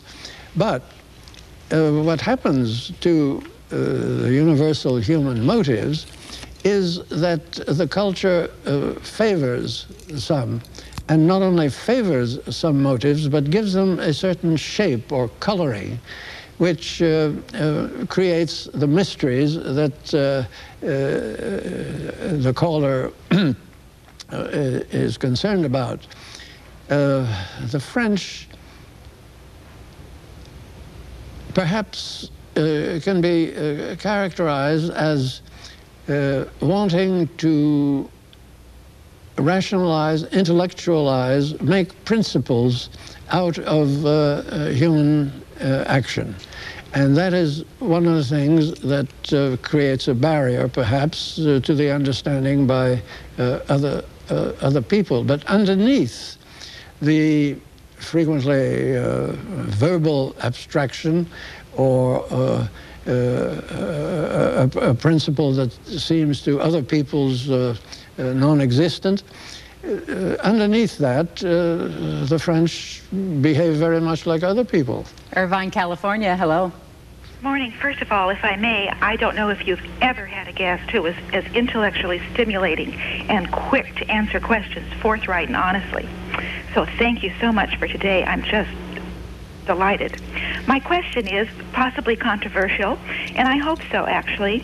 You were talking about teaching students, and there are some gifted students. No one ever talks about, other than the regular students and the gifted students. And I believe from watching our world that there is a third level that doesn't excel or perhaps doesn't have the same chance as everyone else. And I think that their needs should be addressed and success directed to them through apprenticeship or something.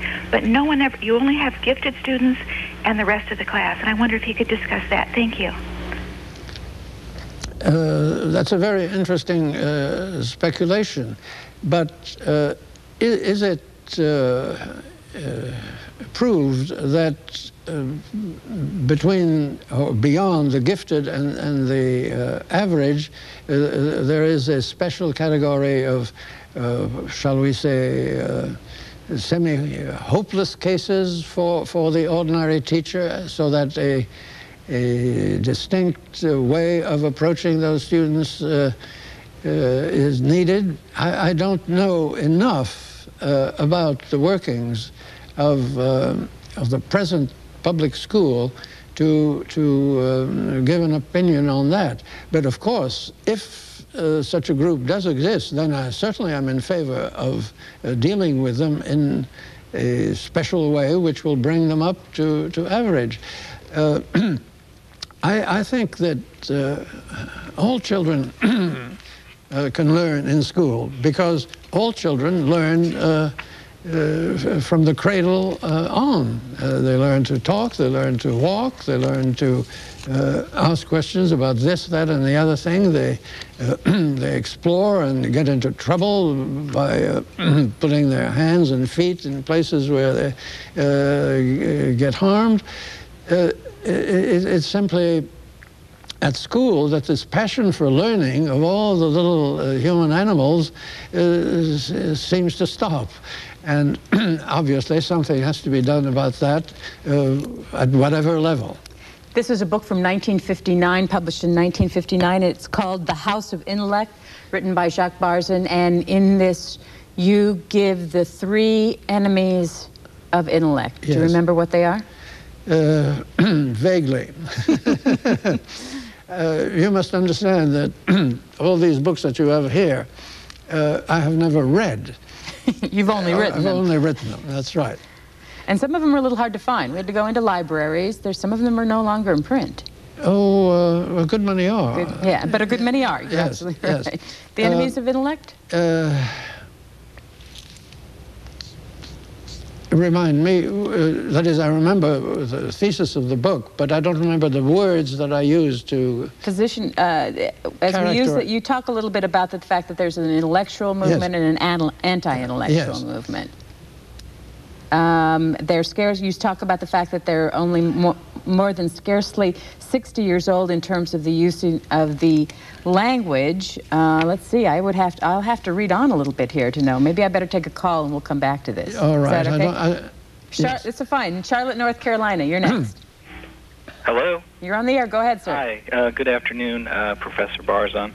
My question is, today it seems as though the emphasis is more on technical skills or technical education than, well, obviously because it's more lucrative and people are just basically going to technical schools and learning only about that specific specialty.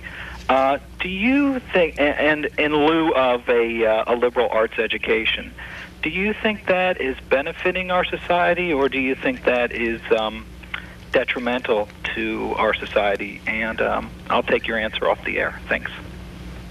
I think it's detrimental to the kind of society and culture that we've had so far. But it is quite possible that we are developing a purely technical, mechanical, scientific society in which that kind of ignorance will be of no harm at all. After all, the scientific world has, on the whole, for the last 200 years, been, when not scornful, at least indifferent to the liberal arts, and has got on very well. And there's no reason why the entire nation shouldn't fall into that line of thinking and feeling. So it depends on the kind of society that you want, if you answer yes or no to this particular question. Speaking of science, you published this book in 1964 called Science, the Glorious Entertainment, that's right. And it's dedicated to someone called Cass Canfield. Who is that? Cass Canfield was the head of HarperCollins. No, it was only Harper's at that time. Collins had not been associated with it. He was the head of Harper's, who was the head of the company and my editor there and friend, and we discussed matters discussed in this book very frequently in our social encounters. So I thought when I'd finished the book that a dedication to him was appropriate. Did Harper then HarperCollins publish most of your books? Yes. I began to be published by Little Brown, but when my editor was fired because he was insisting on having a paperback line, the very conservative Boston firm couldn't stand it, and about a couple of dozen of his authors left Little Brown in protest. And Cass Canfield picked me up for Harper's, and ever since then, they've been my publishers. But after you left Columbia University, you actually worked for Scribner's for a while. I was never published by Scribner. No, but you worked for them. Yes. Charles Scribner was a friend of mine, and when I retired, a bit early because I wanted to write, he said, you can't spend your time writing, your whole time writing. Why don't you come and work for us as editor? So I had a second career, 18 years long, and a very pleasant relation both with Charlie Scribner and his associates. Marin City, California. Hi, Dr. Barzun. Hello? Yes. Go ahead. Just two real quick questions. First question is, what is your opinion of Winston Churchill? And the second question is, who's your favorite figure from American history? Thank you. I'll begin with the last. Lincoln is certainly high in my esteem, wonder, and admiration. Why? He was an extraordinary man. For one thing, he was a literary artist of enormous power and originality. He was a great statesman. He was a touching figure in his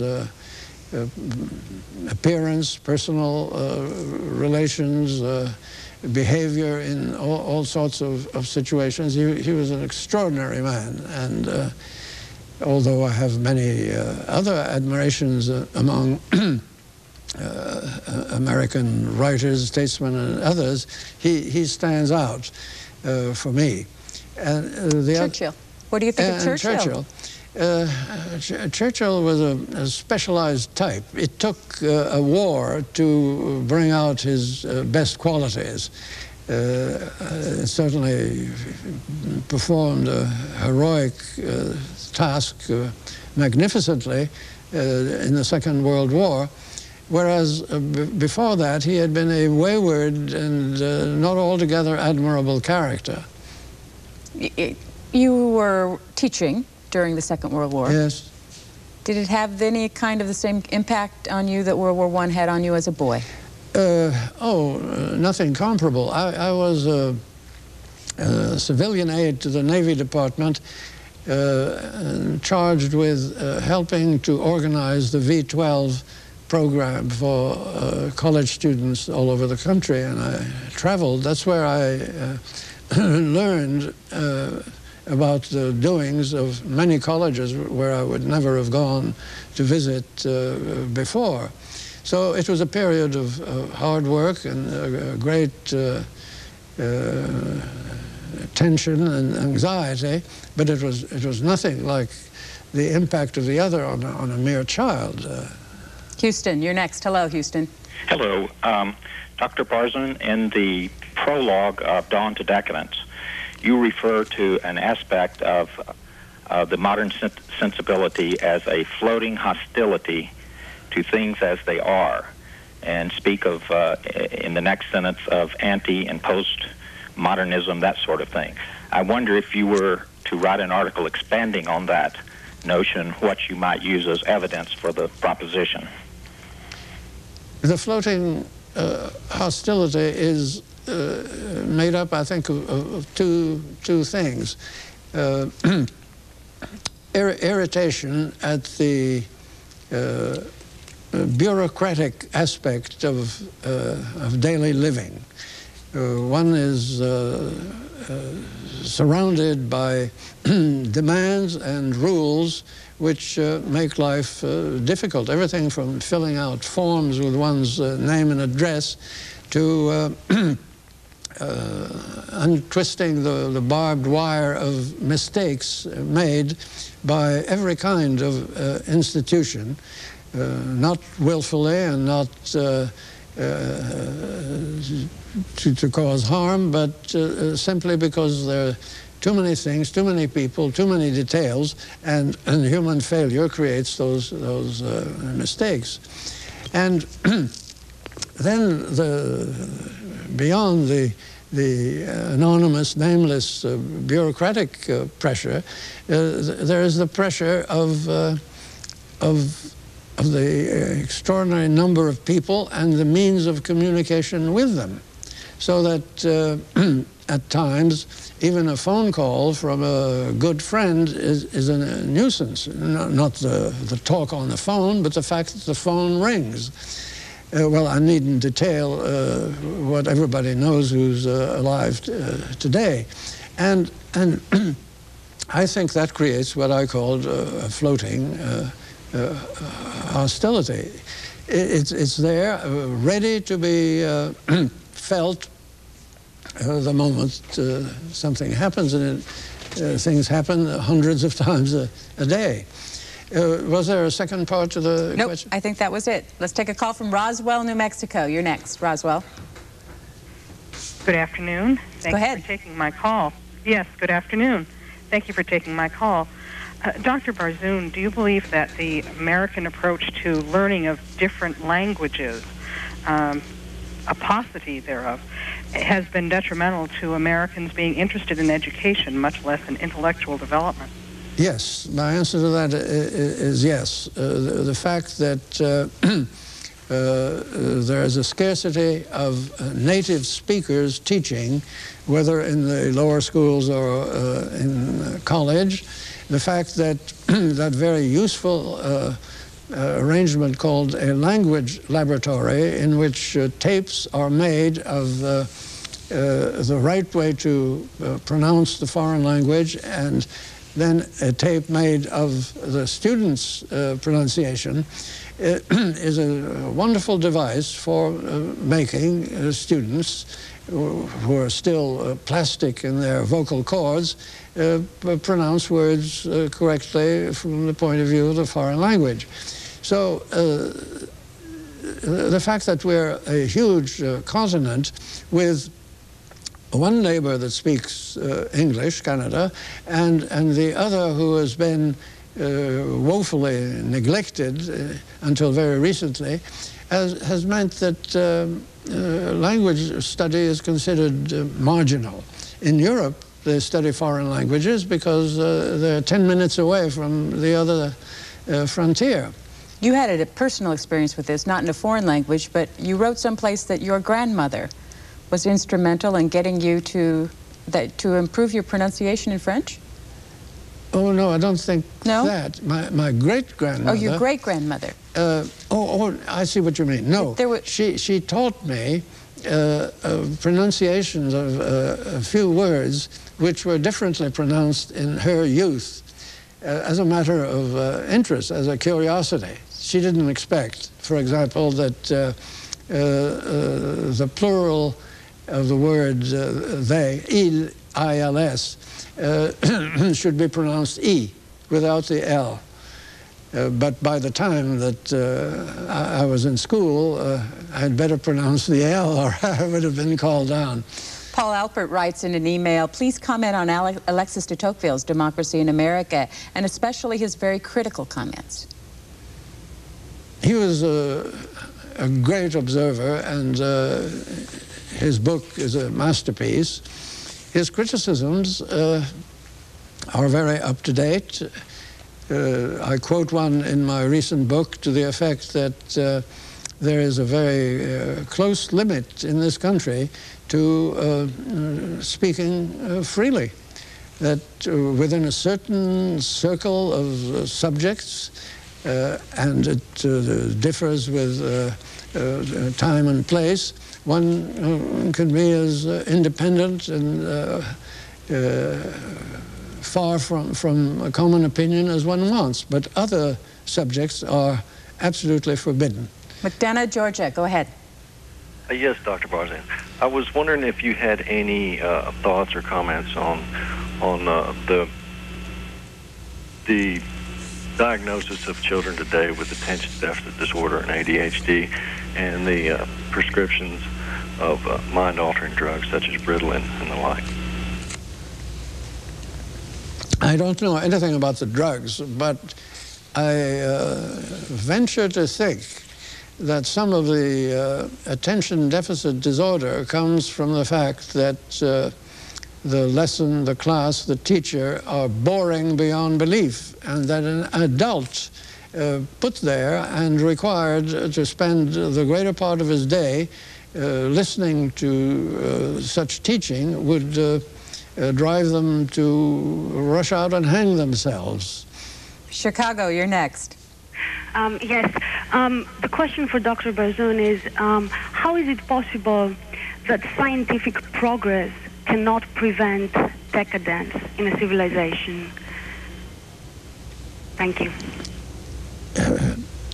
It would be hard to imagine how scientific progress would, for example, improve the public schools, get rid of ethnic hostilities, make government more efficient and rapid in its action.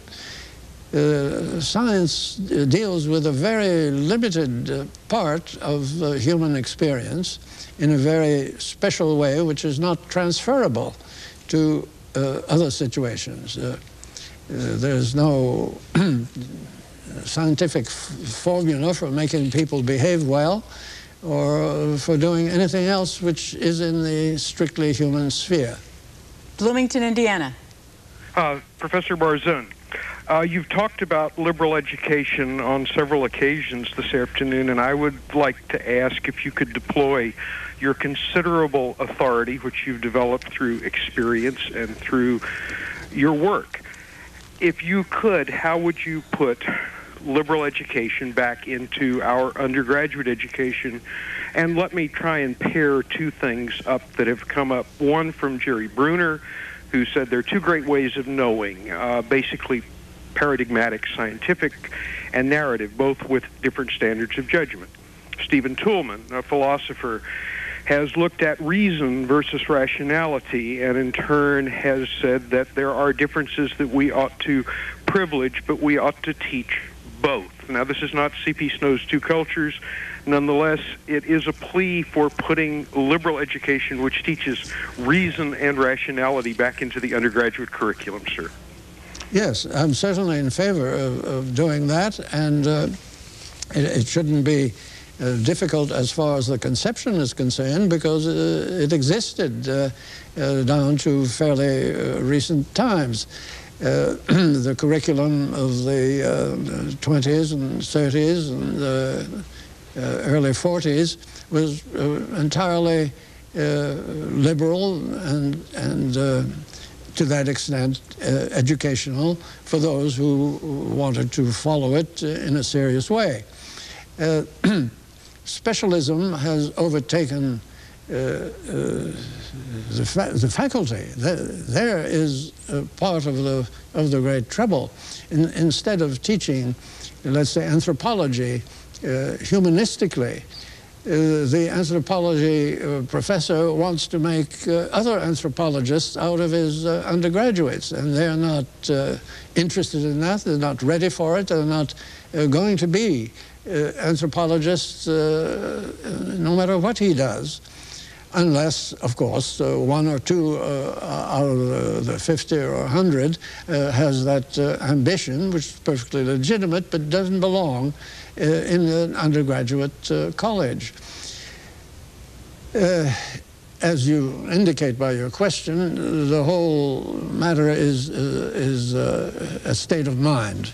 And the college, the university, has, to a large extent, lost it. Our producer, Amy Roach, and director Maurice Haynes visited your home yesterday here in San Antonio to find out where you write. Where do you write? I write in a rather small room, which has a huge double desk in it, and I sit in a corner with a writing board across the arms, and as you remarked in a shocked way, I use a fountain pen and ruled paper. A fountain pen? Why a fountain pen? Because it has ink. But I mean, of all the new, is there something you like about the feel of it? Oh yes, and that particular pen is essential because it has a feel and a flow, which if I lost it, I couldn't write another line. No, it is very smooth, and I write extremely rapidly. And do you edit yourself a lot? Do you edit yourself a lot? Oh, do you yes. Go back and rewrite? Or I rewrite, yes. On an average, about 5 drafts of everything. That's important. And is this similar to what you wrote at your home in New York? Is this area similar? Yes, very much the same. I have fewer books around me because the room is smaller. When we moved to San Antonio, I discovered that the windows of all houses occupied much more space here than they do in New York for very good climatic reasons. And so I couldn't put all my books in my workroom, and they're scattered all over the house and the garage. What time of day do you write best? 9 to 12:30 every day. Very, very regimented. Oh yes, oh yes. It's essential. If you begin to skip and have gaps, it takes effort to work back into shape. It's like an athletic exercise. And what do you do during your free time then? During the free time, I either edit previous writing, or I verify facts and sources.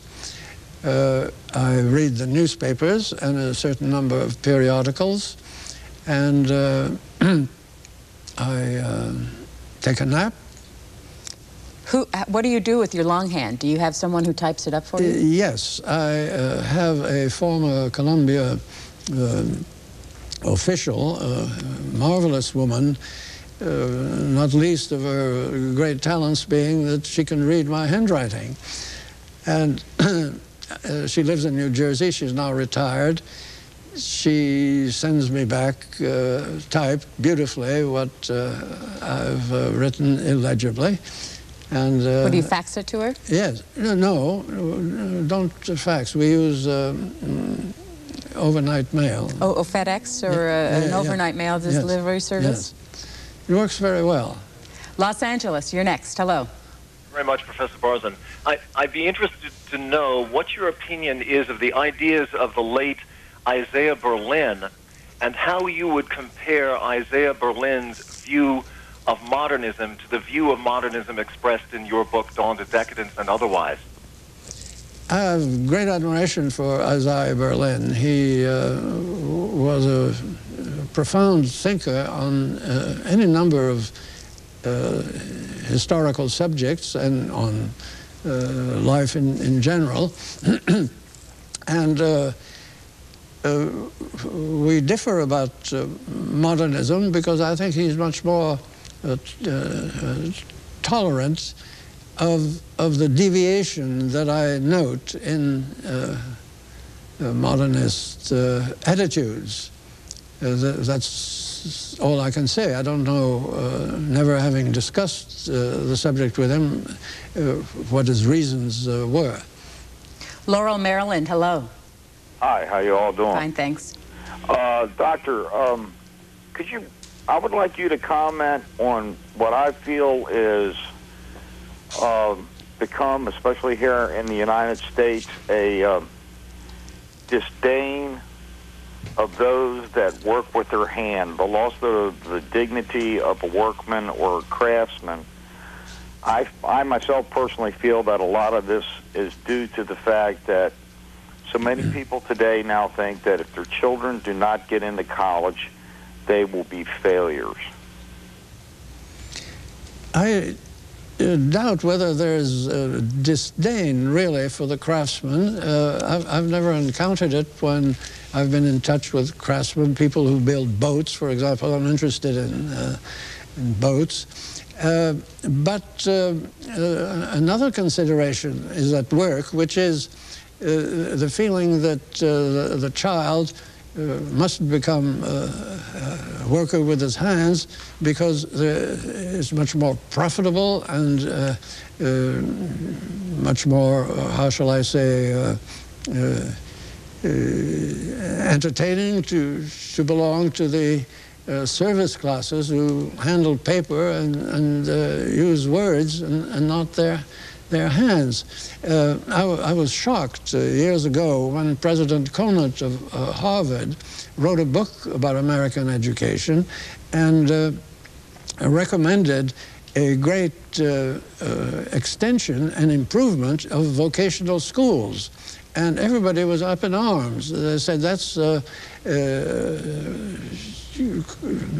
creating a second-class citizenship of people who will know only how to do things with their hands. I believe, I'm convinced, that many young people have a genuine talent for seeing into the innards of a machine and how to make it work and how to improve it, and we ought to develop these people and not make them into pseudo-academics. In 1941, the first edition of this was published. This is another edition that came out later. And what is it? What it is a study of the cultural influence of materialism as a philosophy in the 19th century, because it was raging at the time. It was called positivism or scientific materialism, and the Darwinist movement came out of that philosophical belief. And I found the thread of materialism in these three very famous men. Darwin, Marx, and Wagner. Yes, and so I traced all the consequences and described the context. Your editor tells us that up until From Dawn to Decadence, this might have been one of your most popular books. Before I gather that's true, yes.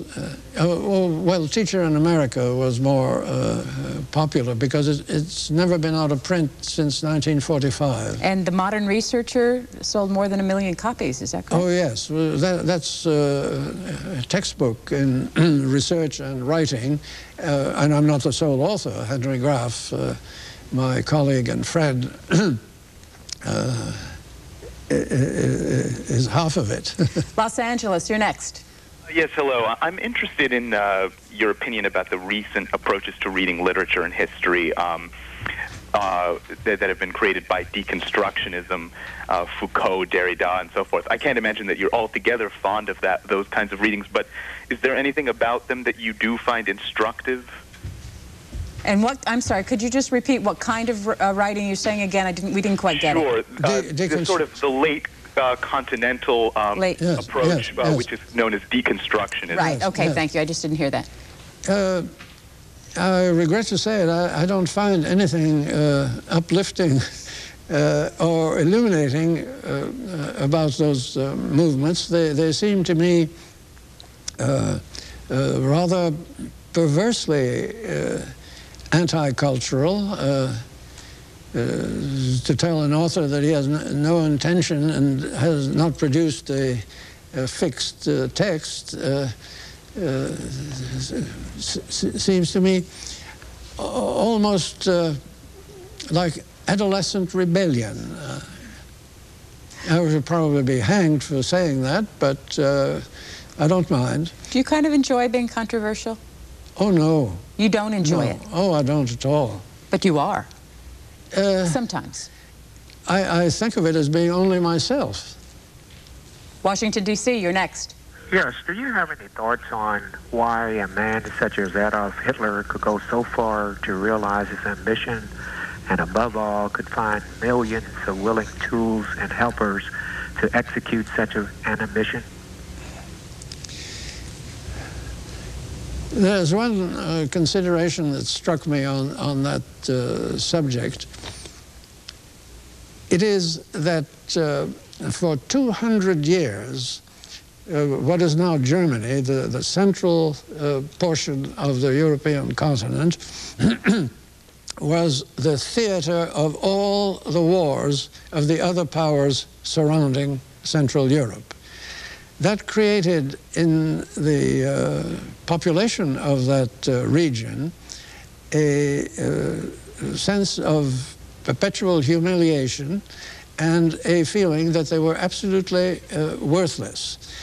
That is shown in a rather paradoxical way by the fact that down through almost the middle of the 19th century, the Germans were considered by other people sheep-like, harmless, interested in philosophy because they were incompetent in any practical matters, and in other words, terribly good-natured people who could be pushed around at will.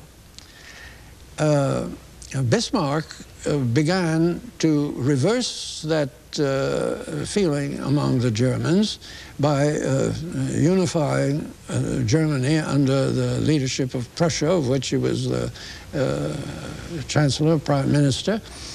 And Hitler, in a way, simply followed in Bismarck's footsteps in the most horrendous way, and was followed by those who, quite unconsciously, I imagine, began to feel, now we are a real people. We have taken the Treaty of Versailles and torn it up. We have kicked out the French from here and there. We are going to be a colonial nation on the continent of Europe itself.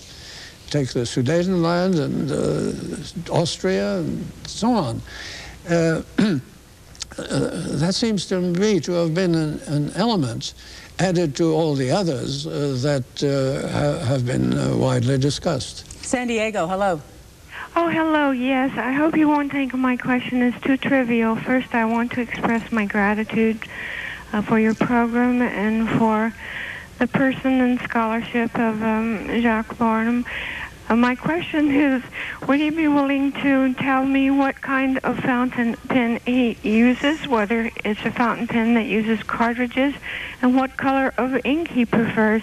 I hope he doesn't resent the question. I appreciate all the depth of other things, so I hope this isn't too trivial. Thank you. Other writers love to know how other writers write. Right, I see. Well, my fountain pen is an ancient Waterman. I wish its barrel were a little thicker so it had more ink and I didn't have to fill it so often. But the gold tip pen is absolutely ideal. It slides over the paper beautifully. And the color? Oh, the color of ink? Blue-black. A blue-black. Blue-black, or blue, I can't find blue-black. One interesting fact, it's very difficult to find bottle ink anymore, and you cannot get a half pint or a pint as I used to do. You have to buy a small dollop of a few ounces. The paper I use is regular school 3-hole ruled notebook paper with also a good finish over which the pen glides. You mentioned earlier about Will Durant and how his wife had been a collaborator in his work. You have been married twice. Yes. Do either of your wives been involved in your work? No. My first wife, late wife, was a musician, professional and amateur at the same time. I mean, she played with amateur groups. What did you play? The violin. You were married for 43 years? Is that right? 40-some years. Yes, she died in '79. And my present wife is a painter, so that I favor the arts, but not literature. And you've been married for your second time about 20 years? Is that correct? 19, yes. 19 years. Right. Atlanta, Georgia, go ahead. Yes, how do the ancient Greeks fit into your intellectual life there, and what's the secret to your health? I read the ancient Greeks, unfortunately not in the original language. My Greek was rudimentary, and though I read parts of the Iliad in Greek, I can no longer do it. But as I think I said earlier, Herodotus, Thucydides, Plutarch,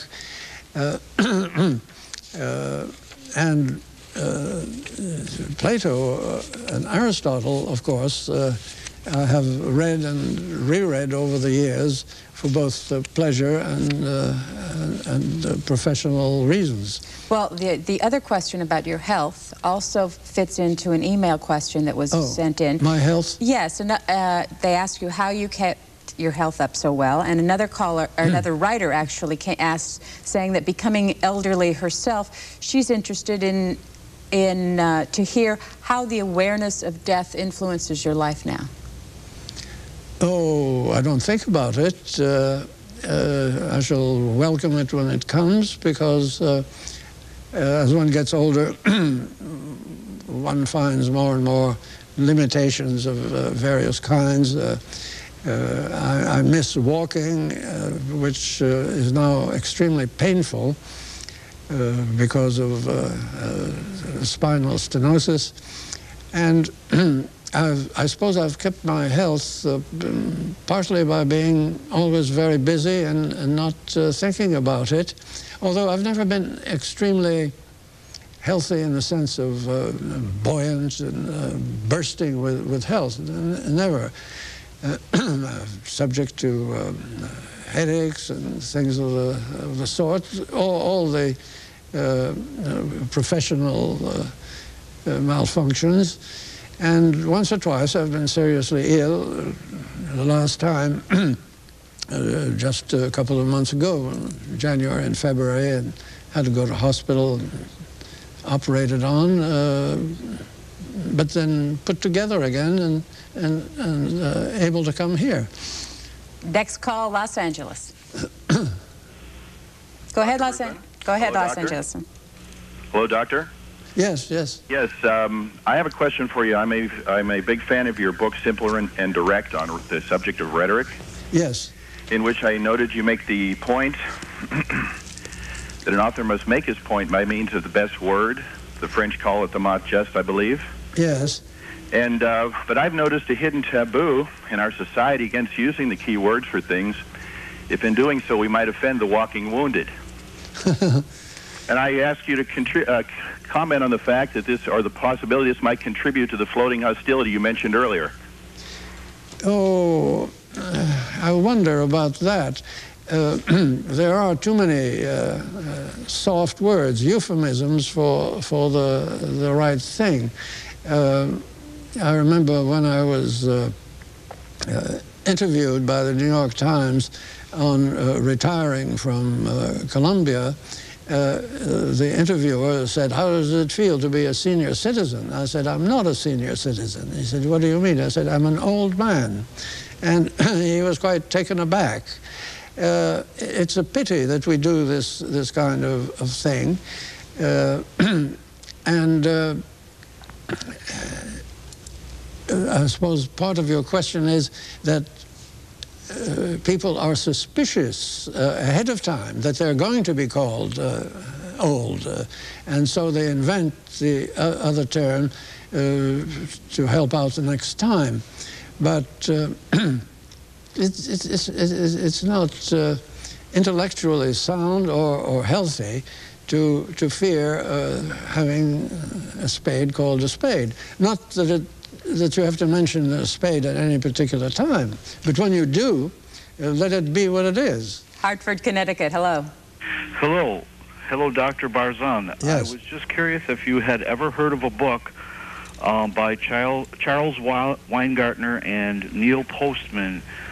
It's called Teaching as a Subversive Activity, and it was aimed at students, and it was a way for students to learn how to ask the right questions and be critical about what they're being taught. I don't know the book.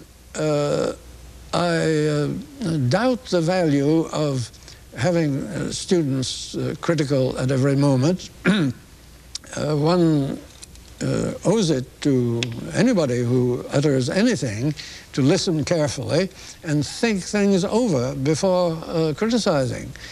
So what ability has the student in class to criticize what he's being told from the other side of the desk? I don't object at all to a student having doubts or speculations after class and then going to the professor's office hours and saying, what about it? In a polite way, not in an aggressive, hostile way, which the poor student may think is developing his personal independence. David Hawksworth in Salina, Kansas writes this email to you. Multicultural studies is receiving increasing emphasis on college and university campuses these days, sometimes so much so that the traditional core curriculum is being underemphasized. What do you think of the rise of multicultural studies?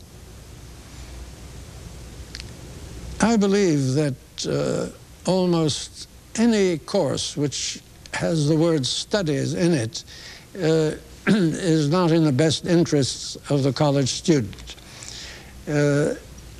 Because studies implies a kind of segregation of materials which belong to a wider and a more useful subject matter.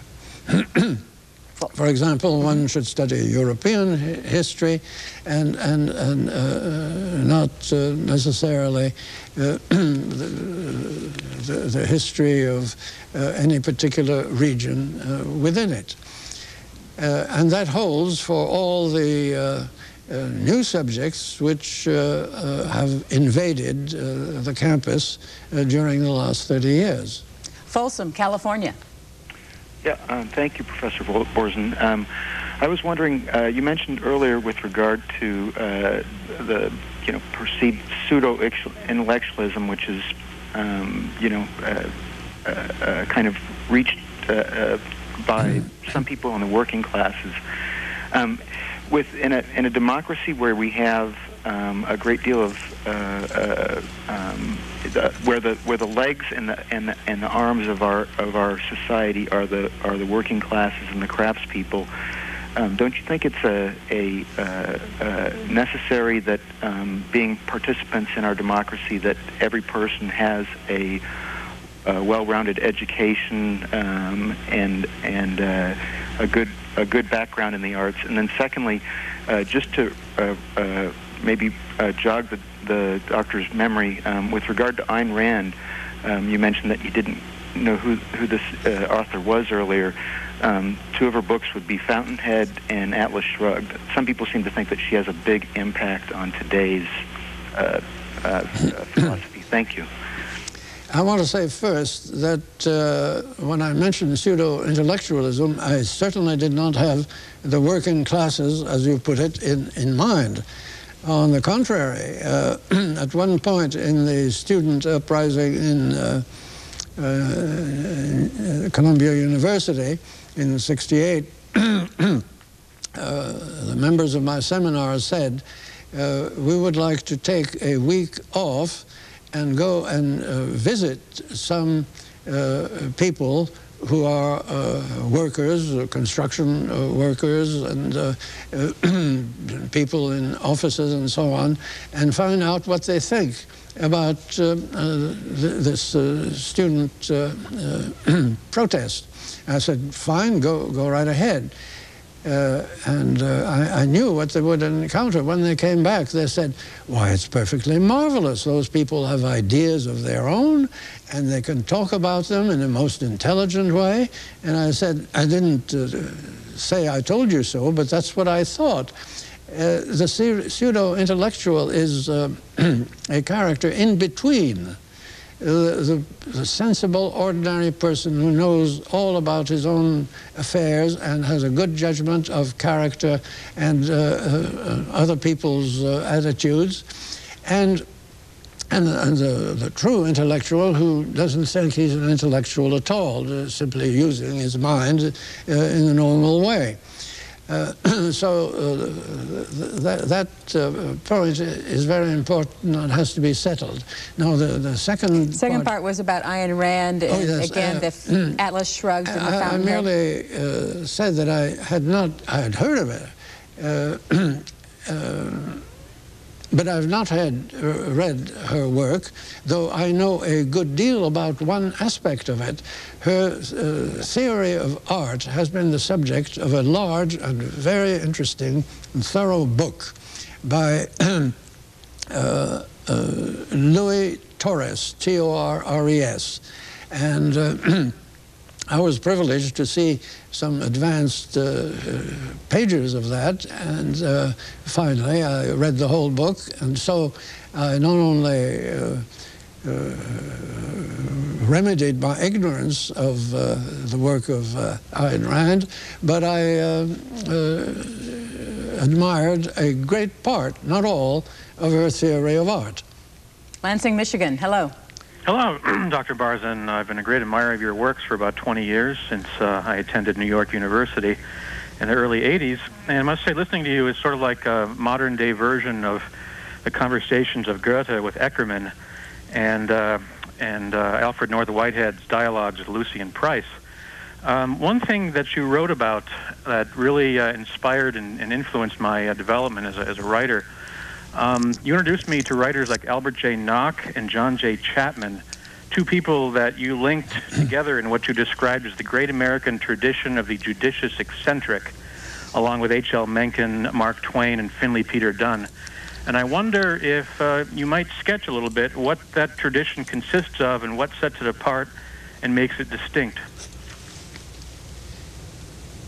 It's rather difficult to say because though every one of those that you named is indeed a judicious eccentric, each differs from the other, which is what makes him eccentric all by himself. Perhaps the way to get at it is to go back to what I said about Tocqueville's criticism about freedom of speech in this country being limited to perhaps a wide range of subjects, but by no means to all. There is, in fact, we have a word for it, the mainstream opinion, not necessarily conventional. It may be highly intellectual. Excuse me. But it is what all good people who are highly educated and have even advanced ideas believe. And there are some on the periphery who say, no, it isn't as you think. It is this other way. And that's what every one of those people has done. John J. Chapman is a typical case, and I single him out from the group because at the very moment there is someone in New York who is interested in bringing out a further collection of John J. Chapman's most interesting, provocative essays. I began a good many years ago with an anthology of his works, and this same editor brought out one recently called The Unbought Spirit, and he's working on a third. But it's like, I don't know what, very difficult to get John J. Chapman accepted. Edmund Wilson was in favor of him. William James called him a great moralist. But those eccentrics are hard to reinsert into their proper place in the culture. Finley Peter Dunne and his Mr. Dooley are in the same case. Less than 10 minutes left with our guest. We'll get some more calls in. Rancho Mirage, California. Hello? You're on the air. Go ahead, please. Dr. Barzun, I'm going to be a little bit embarrassed to tell you that I have never heard of you, but in all the years I've watched C-SPAN, I've never been so impressed with anyone in my life. I have agreed with just about everything that you, well, not about everything, I've agreed with everything I've heard you say. The reason my voice is breaking is because I've had a stroke, and when I get emotional, I tend to, my voice breaks. But I think that you have an amazing mind. Of course, I happen to agree with everything you've said, so I just want to thank you and thank C-SPAN. I was lucky enough to get through on this call. I've been calling 15 years, and this is the first time I've ever gotten through. I'm so glad it was to you. Thanks, California. It's very flattering, and I thank you. New York City is next. Hi, Dr. Barzun. You've been around for a long time. Isn't it wonderful to be able to do what you're doing right now, to broadcast to the whole world? It's just amazing. I have a couple little, I'll try not to be long-winded, about your handwriting. I think the cerebellum is very wrapped up in the way the intellectual processes work, and it might be very necessary for you to do that. When Eugene O'Neill lost his vision, he tried to dictate. He used to write with a pencil, and he tried to dictate. It just didn't work, and that was the end of his career. Also about Germany, I totally agree with you there. In the 30 Years' War, I think their population went from like 13 million to 8 million or something. That's not my question, though. My question has to do with the influence of Germany in the late 19th century in American education, and how we adopted the German structure of universities as opposed to the English structure, and which is where we get these big institutions instead of the Oxford type, many different colleges. And whether you think that's a good or bad influence. Thanks, New York. No, we're just going to leave it at that. I'm sorry, we just have a few minutes left. It's not quite true that the American university was influenced only by the German model.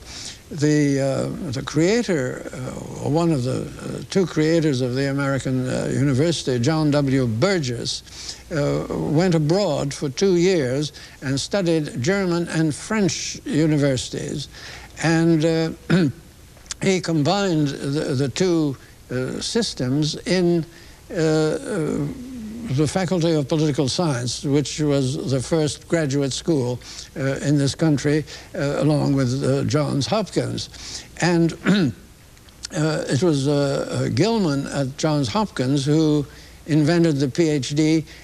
based on the German model. But the idea of the huge university which the student attends after high school was the French model.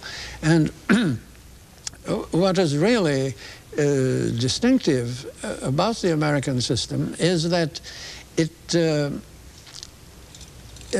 breaks the secondary education at the end of 4 years.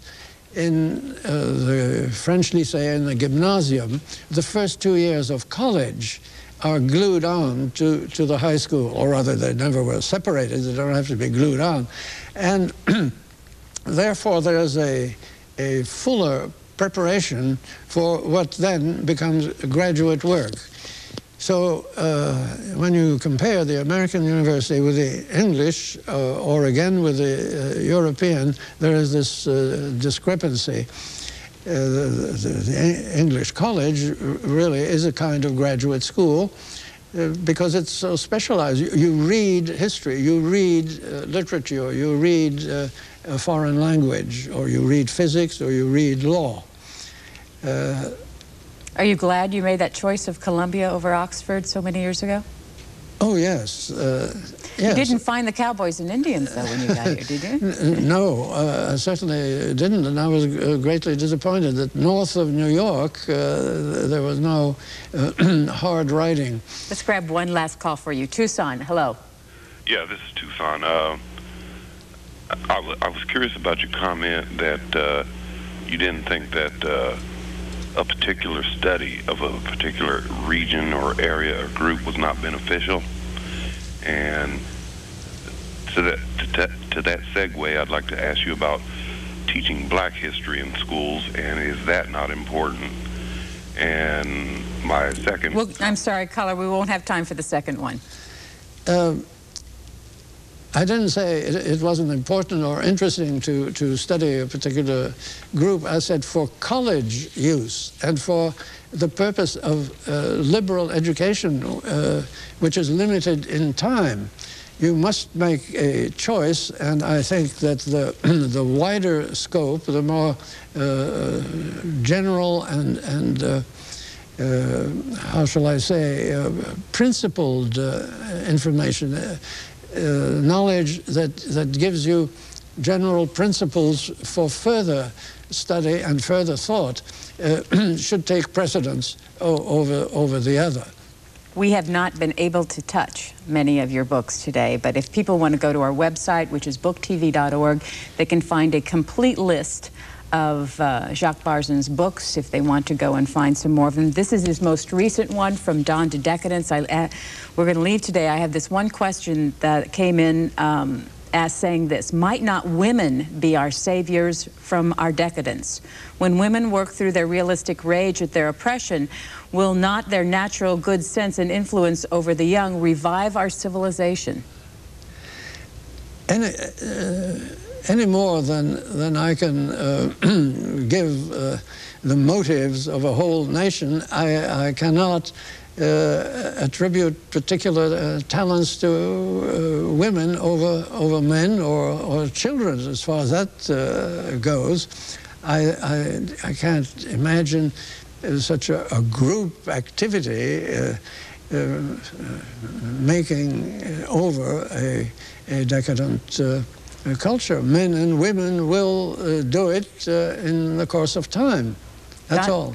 Dawn to Decadence, it was on the bestseller list. It's just out in paperback and will also is being translated into 4 different languages. Final question. You end From Dawn to Decadence, and this is a question coming in from an email, with a view from New York around 1995, meaning that this was a lot of your own personal thoughts and beliefs going into this book. Would you tell us about the view from San Antonio around 2001? Oh, there's not time enough. It says, what have you learned and what has changed in 5 years that you've lived here? I don't know what has changed. I think it would take a better informed person than I am about local matters, though I've followed them with great interest. What I've learned, all to my benefit, is what a splendid cultural center San Antonio is. And I agree with Mike Greenberg of the Express News and Robert Rivard and others who want to make the reality of San Antonio better known to the rest of the country. When I told my good friend Andy Rooney that we were moving here, he said, "Oh yes, I've heard of San Antonio. It's a mining camp on the frontier, isn't it?" Of course, he was kidding because he knows San Antonio well, and I saw him here recently. But he was expressing the view in an exaggerated form that the rest of the country has of this city, and something must be done to show San Antonio for what it is. Jacques Barzun, thank you very much for spending this last 3 hours with us. We appreciate your time. Well, thank you for inviting me. To our viewers, have a good day. You've been watching In Depth with Jacques Barzun, former professor and dean of Columbia University, and the author of over 30 books, including his most recent, From Dawn to Decadence, 500 Years of Western Cultural Life, 1500 to the Present.